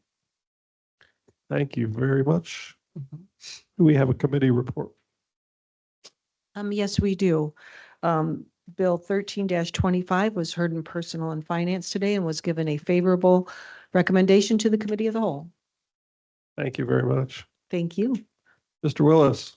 It's Kyle Willis, City Controller, officers on the 12th floor. Few highlights from this bill, $7.5 million appropriation for the community park grant. We are seeking approval appropriations for this grant. Once we find out that this grant will be awarded to the city, we can move forward with funding the projects that will be completed with these grant funds. Okay. Appropriation of $1.4 million for utility expenses. This appropriation is being sought after just due to an oversight in the budget process. These expenses was originally budgeted out of Fund 404, which is no longer in use and was omitted in the budget process, so is now funded out of Fund 101. So we just need to make that appropriation for the remainder of the year. And $1.3 million appropriation to cover the budgeted costs of furnishing the new City Hall building that we'll move into later this year. Thank you, sir. Council members, any questions? We talked a lot about this during committee, so. Councilmember White, any questions? I'm fine, thank you. You're welcome. Seeing no questions, at this time we'll go to the public hearing portion. Is there anyone from the public wishing to speak in favor of Bill 13-25, either in person or online? I do not see anyone from the public in person or online wishing to speak in favor of the bill. Thank you. Is there anyone present wishing to speak in opposition to Bill 13-25, either in person or online? I do not see anyone in person or online wishing to speak in opposition of the bill. Thank you. Public hearing portion is now closed. We'll bring it back to council. Any comments? Further discussion, debate? I'd entertain a motion. I move that Bill 1325 go to the full council with favorable recommendation. Second. A motion for a favorable and a second. You do a roll call, please, Clerk Toronto. Councilmember McBride, Aye. Councilmember Bolden Simpson, Aye. Councilmember Warner, Aye. Councilmember Nisgowsky, Aye. Councilmember Dr. Davis, Aye. Councilmember White, Aye. Councilmember Gooden Rogers, Aye.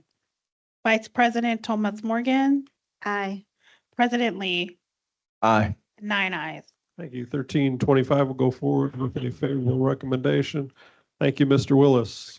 And with that, One quick comment. Councilor Thomas Morgan had a question during committee about the lateral program as far as how much was budgeted for this year. It was 180,000.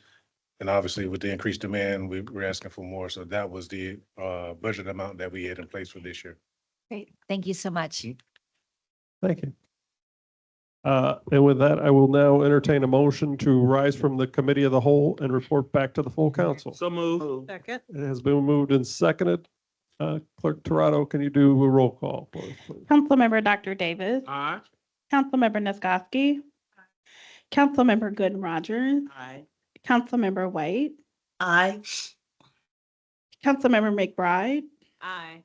Councilmember Bolden Simpson, Councilmember Warner, Vice President Thomas Morgan, President Lee, Aye. 9 ayes. The whole is now adjourned. All right, thank you. Now, the full council is now back in session. I want to let Pastor Schatzel know you don't have to stay for the whole meeting unless you want to, so. All right, thank you very much. Bills are on third reading. This is the portion of our meeting where bills are given a third reading and action taken regarding the bills that were heard during the committee of the whole.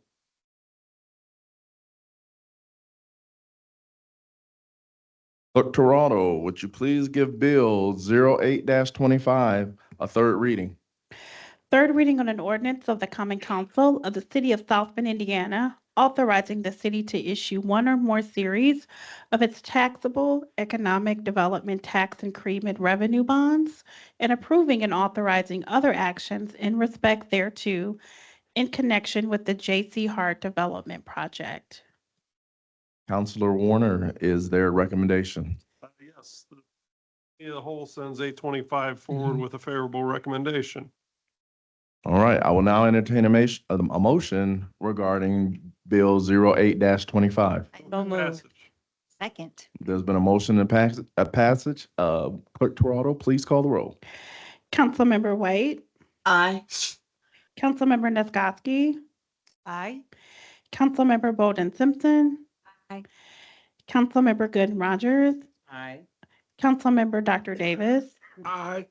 Councilmember McBride, Aye.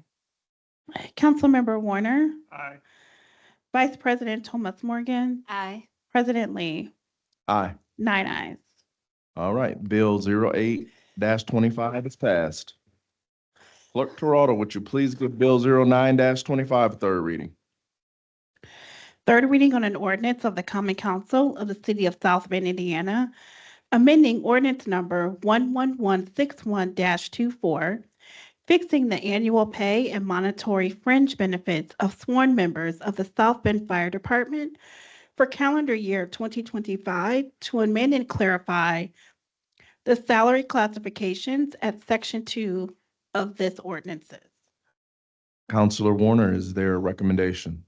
Committee of the whole gives 925 a favorable recommendation. I will now entertain a motion for 0925. Move for passage. Second. All right, there's been a motion and a second. Clerk Toronto, please call the roll. Councilmember Gooden Rogers, Aye. Councilmember Dr. Davis, Aye. Councilmember Nisgowsky, Councilmember McBride, Aye. Councilmember White, Aye. Councilmember Warner, Aye. Councilmember Bolden Simpson, Vice President Thomas Morgan, Aye. President Lee, Aye. 9 ayes. All right, Bill 0925 has been adopted. Clerk Toronto, please give 10-25 a third reading. Third reading on an ordinance of the Common Council of the City of South Bend, Indiana, amending ordinance number 11160-24, which fixes maximum salaries and wages of appointed officers and non-bargaining employees of executive departments of the City of South Bend, Indiana for calendar year 2025 to make position changes in innovation and technology and the fire department. Counselor Warner, what is the recommendation? 1025 is given a favorable recommendation in the Committee of the whole. I will now entertain a motion regarding 1025. Move for passage. Second. There's been a motion and a second. Clerk Toronto, call the roll. Councilmember White, Aye. Councilmember Bolden Simpson, Aye. Councilmember Warner, Aye. Councilmember Nisgowsky, Aye. Councilmember Dr. Davis, Aye. Councilmember Gooden Rogers, Aye. Councilmember McBride, Aye. Vice President Thomas Morgan, Aye. President Lee, Aye. 9 ayes. All right, 1025 has been adopted. Clerk Toronto, would you please give 1125 a third reading? Third reading on an ordinance of the Common Council of the City of South Bend, Indiana, amending ordinance number 11155-24, which fixed maximum wages of Teamster employees for calendar year 2025, 2026, 2027, and 2028 to add a full-time employee to one existing position. Counselor Warner, what is the recommendation? 25 was also given a favorable recommendation. All right, I will now entertain a motion for 1125. Move for passage. Second. There's been a motion and a second. Clerk Toronto, please call the roll. Councilmember Warner, Aye. Councilmember White, Aye. Councilmember Councilmember Bolden Simpson, Aye. Councilmember McBride, Aye. Councilmember Gooden Rogers, Aye. Councilmember Nisgowsky, Aye. Councilmember Dr. Davis, Aye. Aye. Vice President Thomas Morgan, Aye. President Lee, Aye. 9 ayes. All right, Bill 12-25 has been adopted. Clerk Toronto, please give Bill 13-25 a third reading. We need to do 1225. Oh, I'm sorry. Did I skip it? I'm sorry. 1225. 1125 has been adopted. 1225, third reading. Can we also accept the substitute, please? So move. Second. Second. All right, it has been motion and seconded. Clerk Toronto, please call the roll. Councilmember Bolden Simpson, Aye. Councilmember McBride, Aye. Councilmember Warner, Aye. Councilmember Nisgowsky, Aye. Councilmember Dr. Davis, Aye. Councilmember White, Aye. Councilmember Gooden Rogers, Aye. Vice President Thomas Morgan, Aye. President Lee, Aye. 9 ayes. All right, we've accepted the substitute bill. Now Clerk Toronto, give 1225 a third reading. Third reading on an ordinance of the Common Council of the City of South Bend, Indiana for budget transfers for various departments within the City of South Bend, Indiana for the calendar year 2025. Counselor Warner, is there a recommendation? 1225 was given a favorable recommendation. All right, I will now entertain a motion. Second. There's been a motion and a second. Clerk Toronto, please call the roll. Councilmember Good and Rogers, Aye. Councilmember White, Aye. Councilmember Dr. Davis, Aye. Councilmember Nisgowsky, Aye. Councilmember Warner, Aye. Councilmember McBride, Aye. Councilmember Bolden Simpson, Aye. Vice President Thomas Morgan, Aye. President Lee, Aye. 9 ayes. 1225 has been adopted. Clerk Toronto, please give 13-25 a third reading. Third reading on an ordinance of the Common Council of the City of South Bend, Indiana, appropriating additional funds for certain departmental and city services operations for the calendar year 2025 of $1,464,798 from General Fund Number 101, $535,028 from the Parks and Recreation Fund Number 201, $5,000 from the Gift Donation Bequest Fund Number 217, $655,000 from the Law Enforcement Continuing Education Fund Number 220, $54,198 from the Central Services Fund Number 222, $489,000 from the IT Innovation 311 Call Center Fund Number 279, $350,000 from the Fire Department Capital Fund Number 287, $9,425,000 from the Local Income Tax Economic Development Fund Number 408, $250,000 from the Sewage Works Operations Fund Number 641, and $82,500 from the Unemployment Compensation Fund Number 713. All right. Thank you, Clerk Toronto, for reading all of those numbers. You did a great job.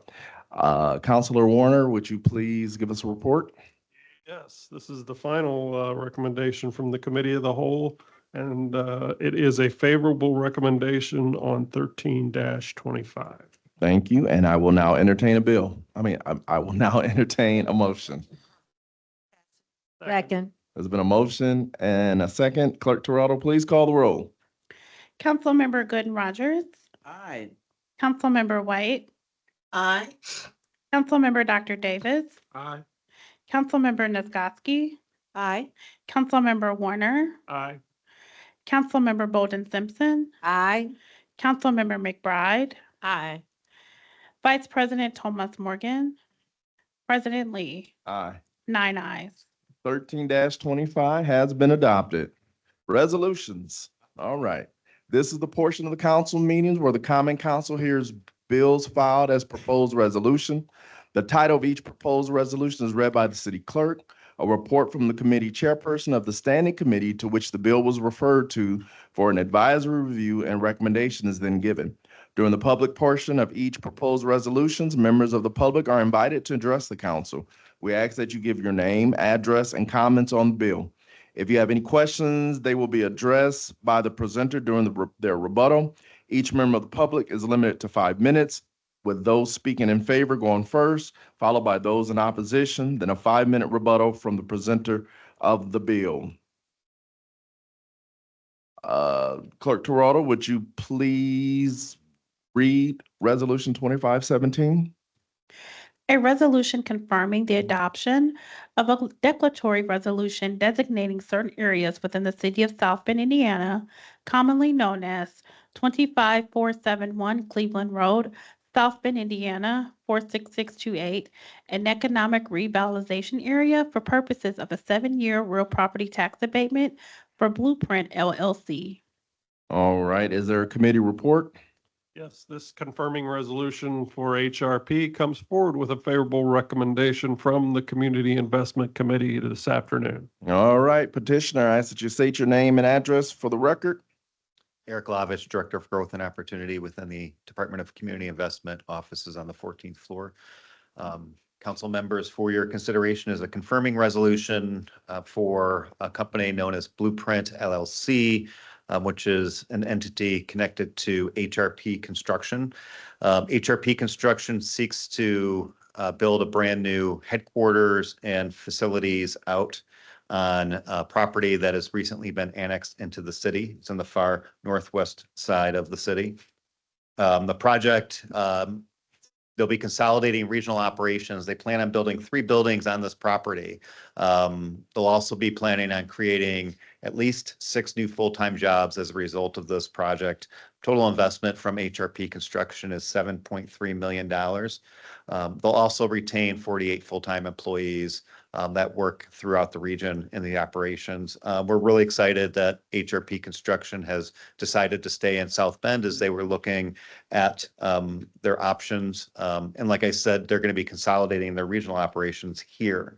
The tax abatement, the numbers are listed on the screen. It's a 7-year tax abatement. Currently, the taxes would only be roughly $6,000 a year. After completion of the project, we estimate that the taxes would be upwards to $130,000 a year. The abatement, during the 7 years of the abatement, we'd be looking at abating about $500,000 in taxes, but it's an incentive to bring jobs and support a local business. I will pause there, and I know that Matt Keen from HRP Construction is here, and we can answer any questions that you might have. All right. Petitioner, we'd love to hear from you.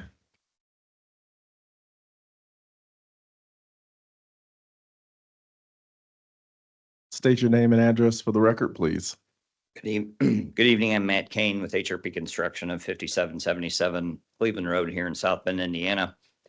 Mr. Glavich presented the project well. HRP has been in business, I believe it's our 46th year, started in 1980 in South Bend.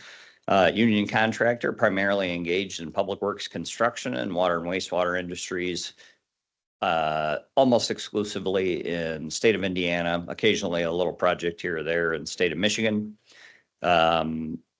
We do work primarily within about 60 minutes of South Bend, east, west, south, but mostly in St. Joseph County. We're presently in our second home on Newer Cleveland Road, or Cleveland Road proper, if you will, where we built as we'd expanded from the 1980s. I believe we built in 1993. I came on board in 96, and we've continued to grow since then. Consistent organic growth. South Bend is our home. We presently rent property in Mishawaka, another piece of property in South Bend. We've rented space in Mishawaka. We're on 2 3/4 acres now, and in about 8,400 square feet.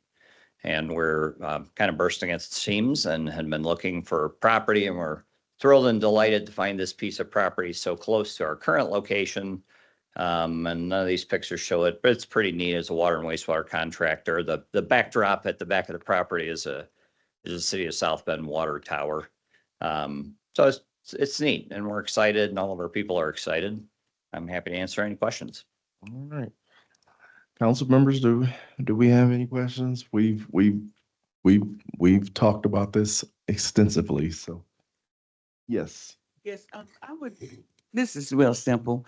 I was out on Cleveland Road the other day and I was trying to envision where is this gonna be at? I couldn't get the address in the right place. Well, so it's Farmland now. Sorry. I would say this farmland now. It's farmland now, so it's Old Cleveland Road. It's if you were to take Nimitz Parkway Okay. and cross US 31 bypass, and I believe is it Olive Road that it changes name? So at Olive Road, it changes from Nimitz Parkway to Old Cleveland Road. So it's not, the New Cleveland Road turns into Brick Road when you go west of the bypass. So we're expecting, no hitches and deliveries or mail service, right? Okay, well, I'll know as soon as you get it started, okay? I'll go back and look again. Yeah, okay? we're near General Stamping. Tire Rack, just southwest of Okay. Tire Rack. If you know where, General Stamping. is it Lippert Holiday Properties, I think is building a significant distribution facility for Lippert there, and we're just west of General Stamping and Sheet Metal. Okay, thank you. Of course. All right, thank you. Look for the water tower. Yeah. Any other questions? If not, we'll go to the public hearing. Clerk Toronto, is there anyone from the public looking to speak in favor? Or in the chambers? I do not see anyone from the public in person or online wishing to speak in favor of the bill. Is there anyone looking to speak in opposition? I do not see anyone in person or online wishing to speak in opposition. All right. At this point, the public hearing portion is closed. Now, council members, do you have any comments? Or I will entertain a motion. Ms. White, are you good I'm online? fine. I'll put my Okay. hand up Move for if I have any passage. questions. Thank you. All right, there's been a motion to move for passage. Second. Clerk Toronto, please call the roll. Councilmember Bolden Simpson, Aye. Councilmember McBride, Aye. Councilmember Warner, Aye. Councilmember Nisgowsky, Aye. Councilmember Dr. Davis, Aye. Councilmember White, Aye. Councilmember Gooden Rogers, Aye. Vice President Thomas Morgan, Aye. President Lee. Aye. 9 ayes. Resolution 2517 has been adopted. I would like to make a motion to hear Resolution 2518 and 2519 at the same time. So move. Second. All right, there's been a motion and a second. Clerk Toronto, please call the roll. Councilmember White, Aye. Councilmember Dr. Davis, Aye. Councilmember Nisgowsky, Aye. Councilmember Warner, Aye. Councilmember Gooden Rogers, Aye. Councilmember McBride, Aye. Councilmember Bolden Simpson, Aye. Vice President Thomas Morgan, Aye. President Lee. Aye. 9 ayes. All right. Mr. Glavich, state your name and address for the record. I need to read the bills. Oh, I'm so President sorry. Lee. So sorry. That's all right. Clerk Toronto, please read 2518. A resolution confirming the adoption of a declaratory resolution designating certain areas within the city of South Bend, Indiana, commonly known as 425 South Michigan Street, South Bend, Indiana, 46601, an economic revitalization area for purposes of a 2-year vacant building tax abatement for Penny Hill Homes LLC. Also read 2519. A resolution confirming the adoption of a declaratory resolution designating certain areas within the city of South Bend, Indiana, commonly known as 425 South Michigan Street, South Bend, Indiana, 46601, an economic revitalization area for purposes of a 10-year real property tax abatement for Penny Hill Homes LLC. All right, now, Mr. Glavich, you can give your presentation to Yeah, I us. got a committee report. Oh, for- sorry. I think it's this time change, you know? Oh, thank you. Councilor Warner, could you please give us a committee report? Yes, the two confirming resolutions for Penny Hill Homes came out of community investment this afternoon with favorable recommendations. All right, Mr. Glavich. Thank you. Eric Glavich, Director of Growth and Opportunity, offices on the 14th floor of this building. 2 tax abatements for your consideration for Penny Hill Homes. This is known as the Inwoods Building. You might recall from previous presentations that it was built in the 20s as a Sears and Roebuck store. This is the state of the building as of roughly a year and a half ago. Penny Hill Homes purchased the property a few years ago and is looking to rehabilitate and activate the building. Been vacant for 25 years. That's a pretty long time. And, they're going to be investing over $1.4 million in an effort to, activate the storefronts. You heard Sarah Hill at the committee meeting talk about some of the plans for the building, which would include, retail space. And I think there was a tentative plan for a restaurant as well. Employment impact for this would be a minimum of 8 full-time jobs based on how they plan to activate the space. I will show the tax abatement numbers here, the estimates that we provide. Currently, the vacant building tax abatement would yield about almost $12,000 in tax breaks over the next 2 years or the first 2 years of the abatement. Just as a reminder, the vacant building tax abatement provides tax relief on the current taxes that they would pay for the building under the theory that those funds would be used to support the project. At the conclusion of the vacant building tax abatement, the mixed-use development real property tax abatement would be an abatement on the new incremental value that's due to the project.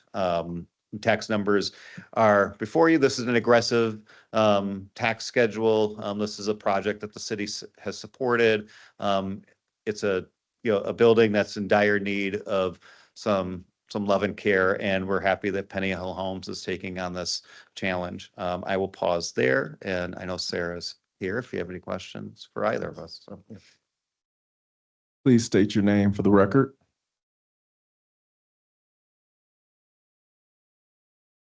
Sarah Hill, 1512 Wayne Street. I don't have anything to add. Council members, are there any questions?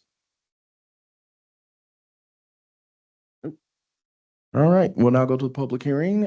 Clerk Toronto, is there anyone from the public wishing to speak in opposition, in favor? I do not see anyone from the public in person or online wishing to speak in favor. Is there anyone looking to speak in opposition? I do not see anyone from the public in person or online that wishes to speak in opposition. All right, at this point, the public hearing portion is now closed. Council members, do you have any comments? One brief comment. You got your work cut out for you, but it was very exciting. Thank you for your commitment to the city of South Bend and your investments. And I look forward to seeing it in a much prettier state. Exactly. Anyone else? All right, I will now entertain a motion. Move For adoption. 2518. So move. Second. There's been a motion and a second. Clerk Toronto, please call the roll. Councilmember Dr. Davis. Aye. Councilmember Nisgowsky. Aye. Councilmember Gooden Rogers. Aye. Councilmember White. Aye. Councilmember McBride. Aye. Councilmember Bolden Simpson. Aye. Councilmember Warner. Aye. Vice President Thomas Morgan. Aye. President Lee. Aye. 9 ayes. 2518 has been adopted. I will now entertain a motion regarding 2519. Move for passage. Second. There's been a motion and a second. Clerk Toronto, please call the roll. Councilmember Gooden Rogers. Aye. Councilmember McBride. Aye. Councilmember White. Aye. Councilmember Dr. Davis. Aye. Councilmember Nisgowsky. Aye. Councilmember Bolden Simpson. Aye. Councilmember Warner. Aye. Vice President Thomas Morgan. Aye. President Lee. Aye. 9 ayes. Resolution 2519 has been adopted. Bills on first reading. Clerk Toronto, please give 14-25 a first reading. First reading on an ordinance of the Common Council of the City of South Bend, Indiana, annexing to and bringing within the city limits of South Bend, Indiana, certain land located in German Township, contiguous therewith, Councilmanic District Number 1, north of the intersection of Edison Road and Sundown Road, South Bend, Indiana. I would like to now entertain a motion to send 14-25 to Zoning Annexation Committee for second reading and public hearing on 4/28/25 and third reading on 5/12/25. So move. Second. There's been a motion and a second. Clerk Toronto, please call the roll. Councilmember Bolden Simpson. Aye. Councilmember White. Aye. Councilmember Warner. Aye. Councilmember Dr. Davis. Aye. Councilmember Gooden Rogers. Aye. Councilmember Nisgowsky. Aye. Councilmember McBride. Aye. Councilmember Thomas Morgan. Aye. President Lee. Aye. 9 ayes. All right. Bill 14-25 will be sent to Zoning and Annexation and public hearing 428 and third reading on 512. Unfinished business. Is there any unfinished business?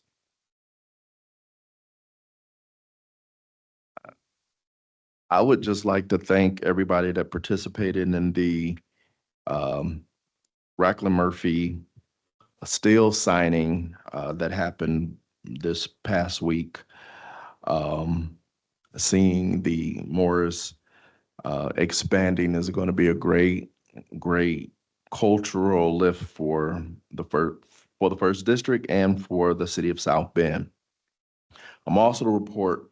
I want to commend the Delta Sigma Theta Sorority Incorporated for their informational meeting they had regarding taxes and how that affects the community and the awareness that they're working on to make sure we're aware of what's going on.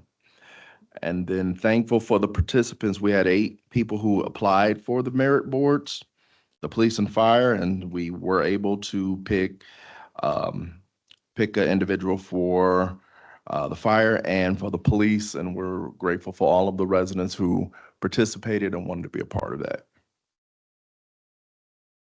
Is there any new business? Yes. Thank you, President Lee. So as most of you know, I serve on this Solid Waste Management District Committee. That is a bipartisan board. And at the beginning of this year, we were notified by John Schulis that he's going to be retiring. So once that notification, he told us that, we started a meeting to narrow down who was going to be a replacement. So I'm happy to report that after we reviewed about 25 applicants, narrowed it down to a good 2 people that were qualified enough to hold that position. And Ben Carson, who is now actually their educator for the Solid Waste District, will be moving into that position. It'll be 90 days that he'll have to transition from where he's at before John Schulis retires. So I just wanted to make sure everybody was aware of that. Also, with that being said, as far as recycling, there's two places here. There's one in South Bend, but there's also a location on Kerr Street in Mishawaka. So that facility will be opening here on April 5th. And that'll stay open until the fall when they decide to close that. And that is also, that's a much smaller facility than what South Bend has, but they do support that throughout the county initiative. Thank you. Yes. By the time we have our next council meeting, can you get them to turn the air down in here? It's cold in here, seriously cold. Thank you. Clerk Toronto, would you handle that for us? Thank you very much. It is chilly. All right. We now will go to the privilege of the floor. Disrespectful, rude, or disruptive speech or actions will not be tolerated. Such speech or actions, as well as verbal attacks on any person, may result in an individual without notice forfeiting the remainder of his or her allotted time. Individuals who wish to address the council must state their name and residential address. Individuals will be limited to 3 minutes only. The maximum time limit for this portion of the meeting is 30 minutes. Individuals shall not be permitted to address topics which the council heard previously on the agenda. The council president may assign a topic raised by an individual during the privilege of the floor to the appropriate council member and/or request the city clerk to contact a member of the city administration for review, and topics assigned should be responded to at the next scheduled council meeting. Please state your name, and I'm not being rude, but I gotta go to the restroom. But go ahead. I'll excuse you. Okay, thank you. I'm so sorry. Yes, I will now make sure to finish the rest of this meeting. Thank you, Caleb.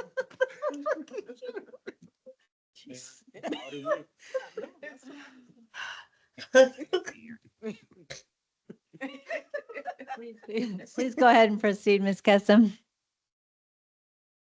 Sue Custom, 4022 Kennedy Drive. I stand before you tonight to call attention once again to a glaring, dangerous, and entirely preventable safety issue that puts our youngest and most vulnerable citizens at risk every single school day at Marshall Elementary School. At the start of the school year, I alerted you that vehicles are driving up onto the sidewalks around our elementary school twice a day, endangering children and crushing the very sidewalks families rely on. I didn't come to you with just complaints. I came with photos, a clear explanation of the problem, and a practical low-cost solution that simply requires, one, designating the residential side of the street as no parking around two sides of the school, two, adjusting the center line to create a safe 3-lane road because it never was a proper 4-lane one to begin with, three, passing an ordinance that enforces fines for drivers who endanger children by mounting the sidewalks, and four, installing signs just like those for the no cell phone in school zones to reinforce the message. This is not a request for luxury improvements, nor is it a proposal that requires a major budget allocation. This is a basic safety measure. Street paint, signs, and an ordinance that costs very little but protects what matters most, our children's lives. So I ask you, what are you waiting for? Why don't you care? Are you waiting for a child to be struck by a vehicle before taking action? Are you waiting for the moment when you all can just offer hollow thoughts and prayers statement instead of decisive leadership? Because that moment is coming if you do nothing. You are entrusted with the responsibility of making decisions that protect and serve this community. Yet while millions of tax dollars are rubber stamped away, the most fundamental duty, keeping children safe, is being ignored. It is time for the council to re-examine its priorities and take immediate action. Our community is watching, our parents are watching, and when election time, voters will remember. I urge you to do the right thing, pass the ordinance, install the signs, protect our children, because failure to act is not just negligence, it's complicity. Thank you. And Thank yes, you. I would like a follow-up. Okay, thank you. Next. It's like, Hey, good evening. My name is Joseph Jones. I live at 1311 South 33rd Street, South Bend, Indiana. 46615 is the zip code over there. I've been fascinated with government since I was a very young child in elementary school. So much so that I have 2 copies of the Constitution, federal, and a copy of the state Constitution at home. So I just want to read something here tonight, which is a governing document in a sense. Not the whole document, just from paragraph 2. We hold these truths to be self-evident, that all men are created equal, that they are endowed by their creator with certain unalienable rights, that among these are life, liberty, and the pursuit of happiness, that to secure these rights, governments are instituted among men, deriving their just powers from the consent of the governed, that whenever any form of government becomes destructive of these ends, it is the right of the people to alter or to abolish it and to institute new government, laying its foundation on such principles and organizing its powers in such form as to them shall seem most likely to affect their safety and happiness. Theirs being the people, of course, that elected officials, whether those here tonight or in any elected body, represent. With that, I bid you guys a good evening and have a good rest of the week. Thank you. Thank you.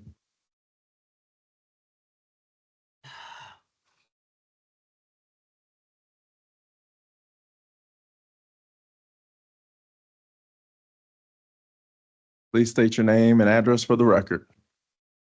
Yes, it's Logan Foster, 1138 College Street.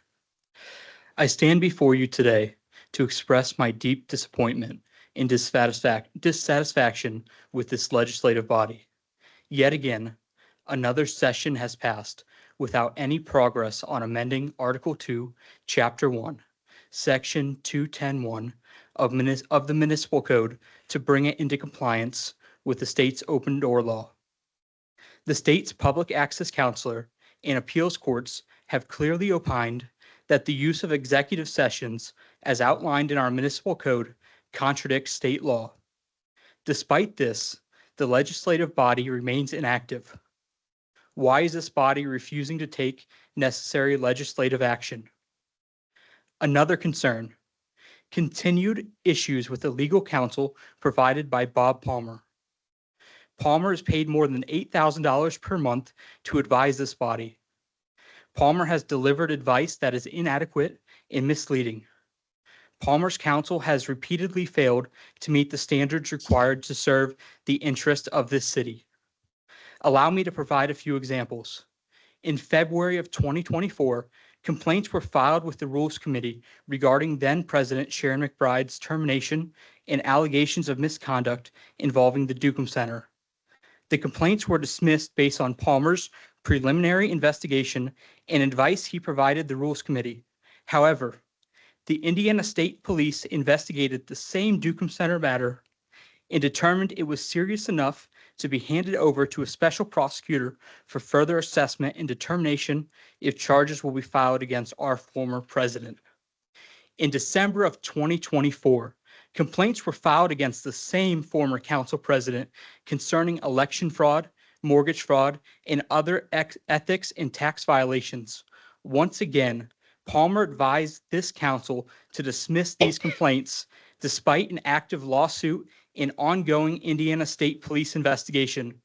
I am here to inform you all with brand new information that this case has just been referred to a special prosecutor. The state police, unlike Palmer, determined there was enough evidence to hand it off to a special prosecutor and also evaluate formal charges against our former president. These two examples demonstrate a pattern of poor legal advice and impartiality that has misled this council and failed our city. Palmer's counsel has damaged the credibility of this legislative body and undermined public trust. For these reasons, I urge you to seriously consider terminating Bob Palmer's contract and representation. Thank you. Thank you, sir. Again, everybody, thank you for being here tonight. Thank you, Pastor Schutzel, for being here. And again, we appreciate everyone spending their time with us and seeing the great things that are happening in our city. So with that being said, this meeting is now adjourned. God bless you and please be safe. Thank you.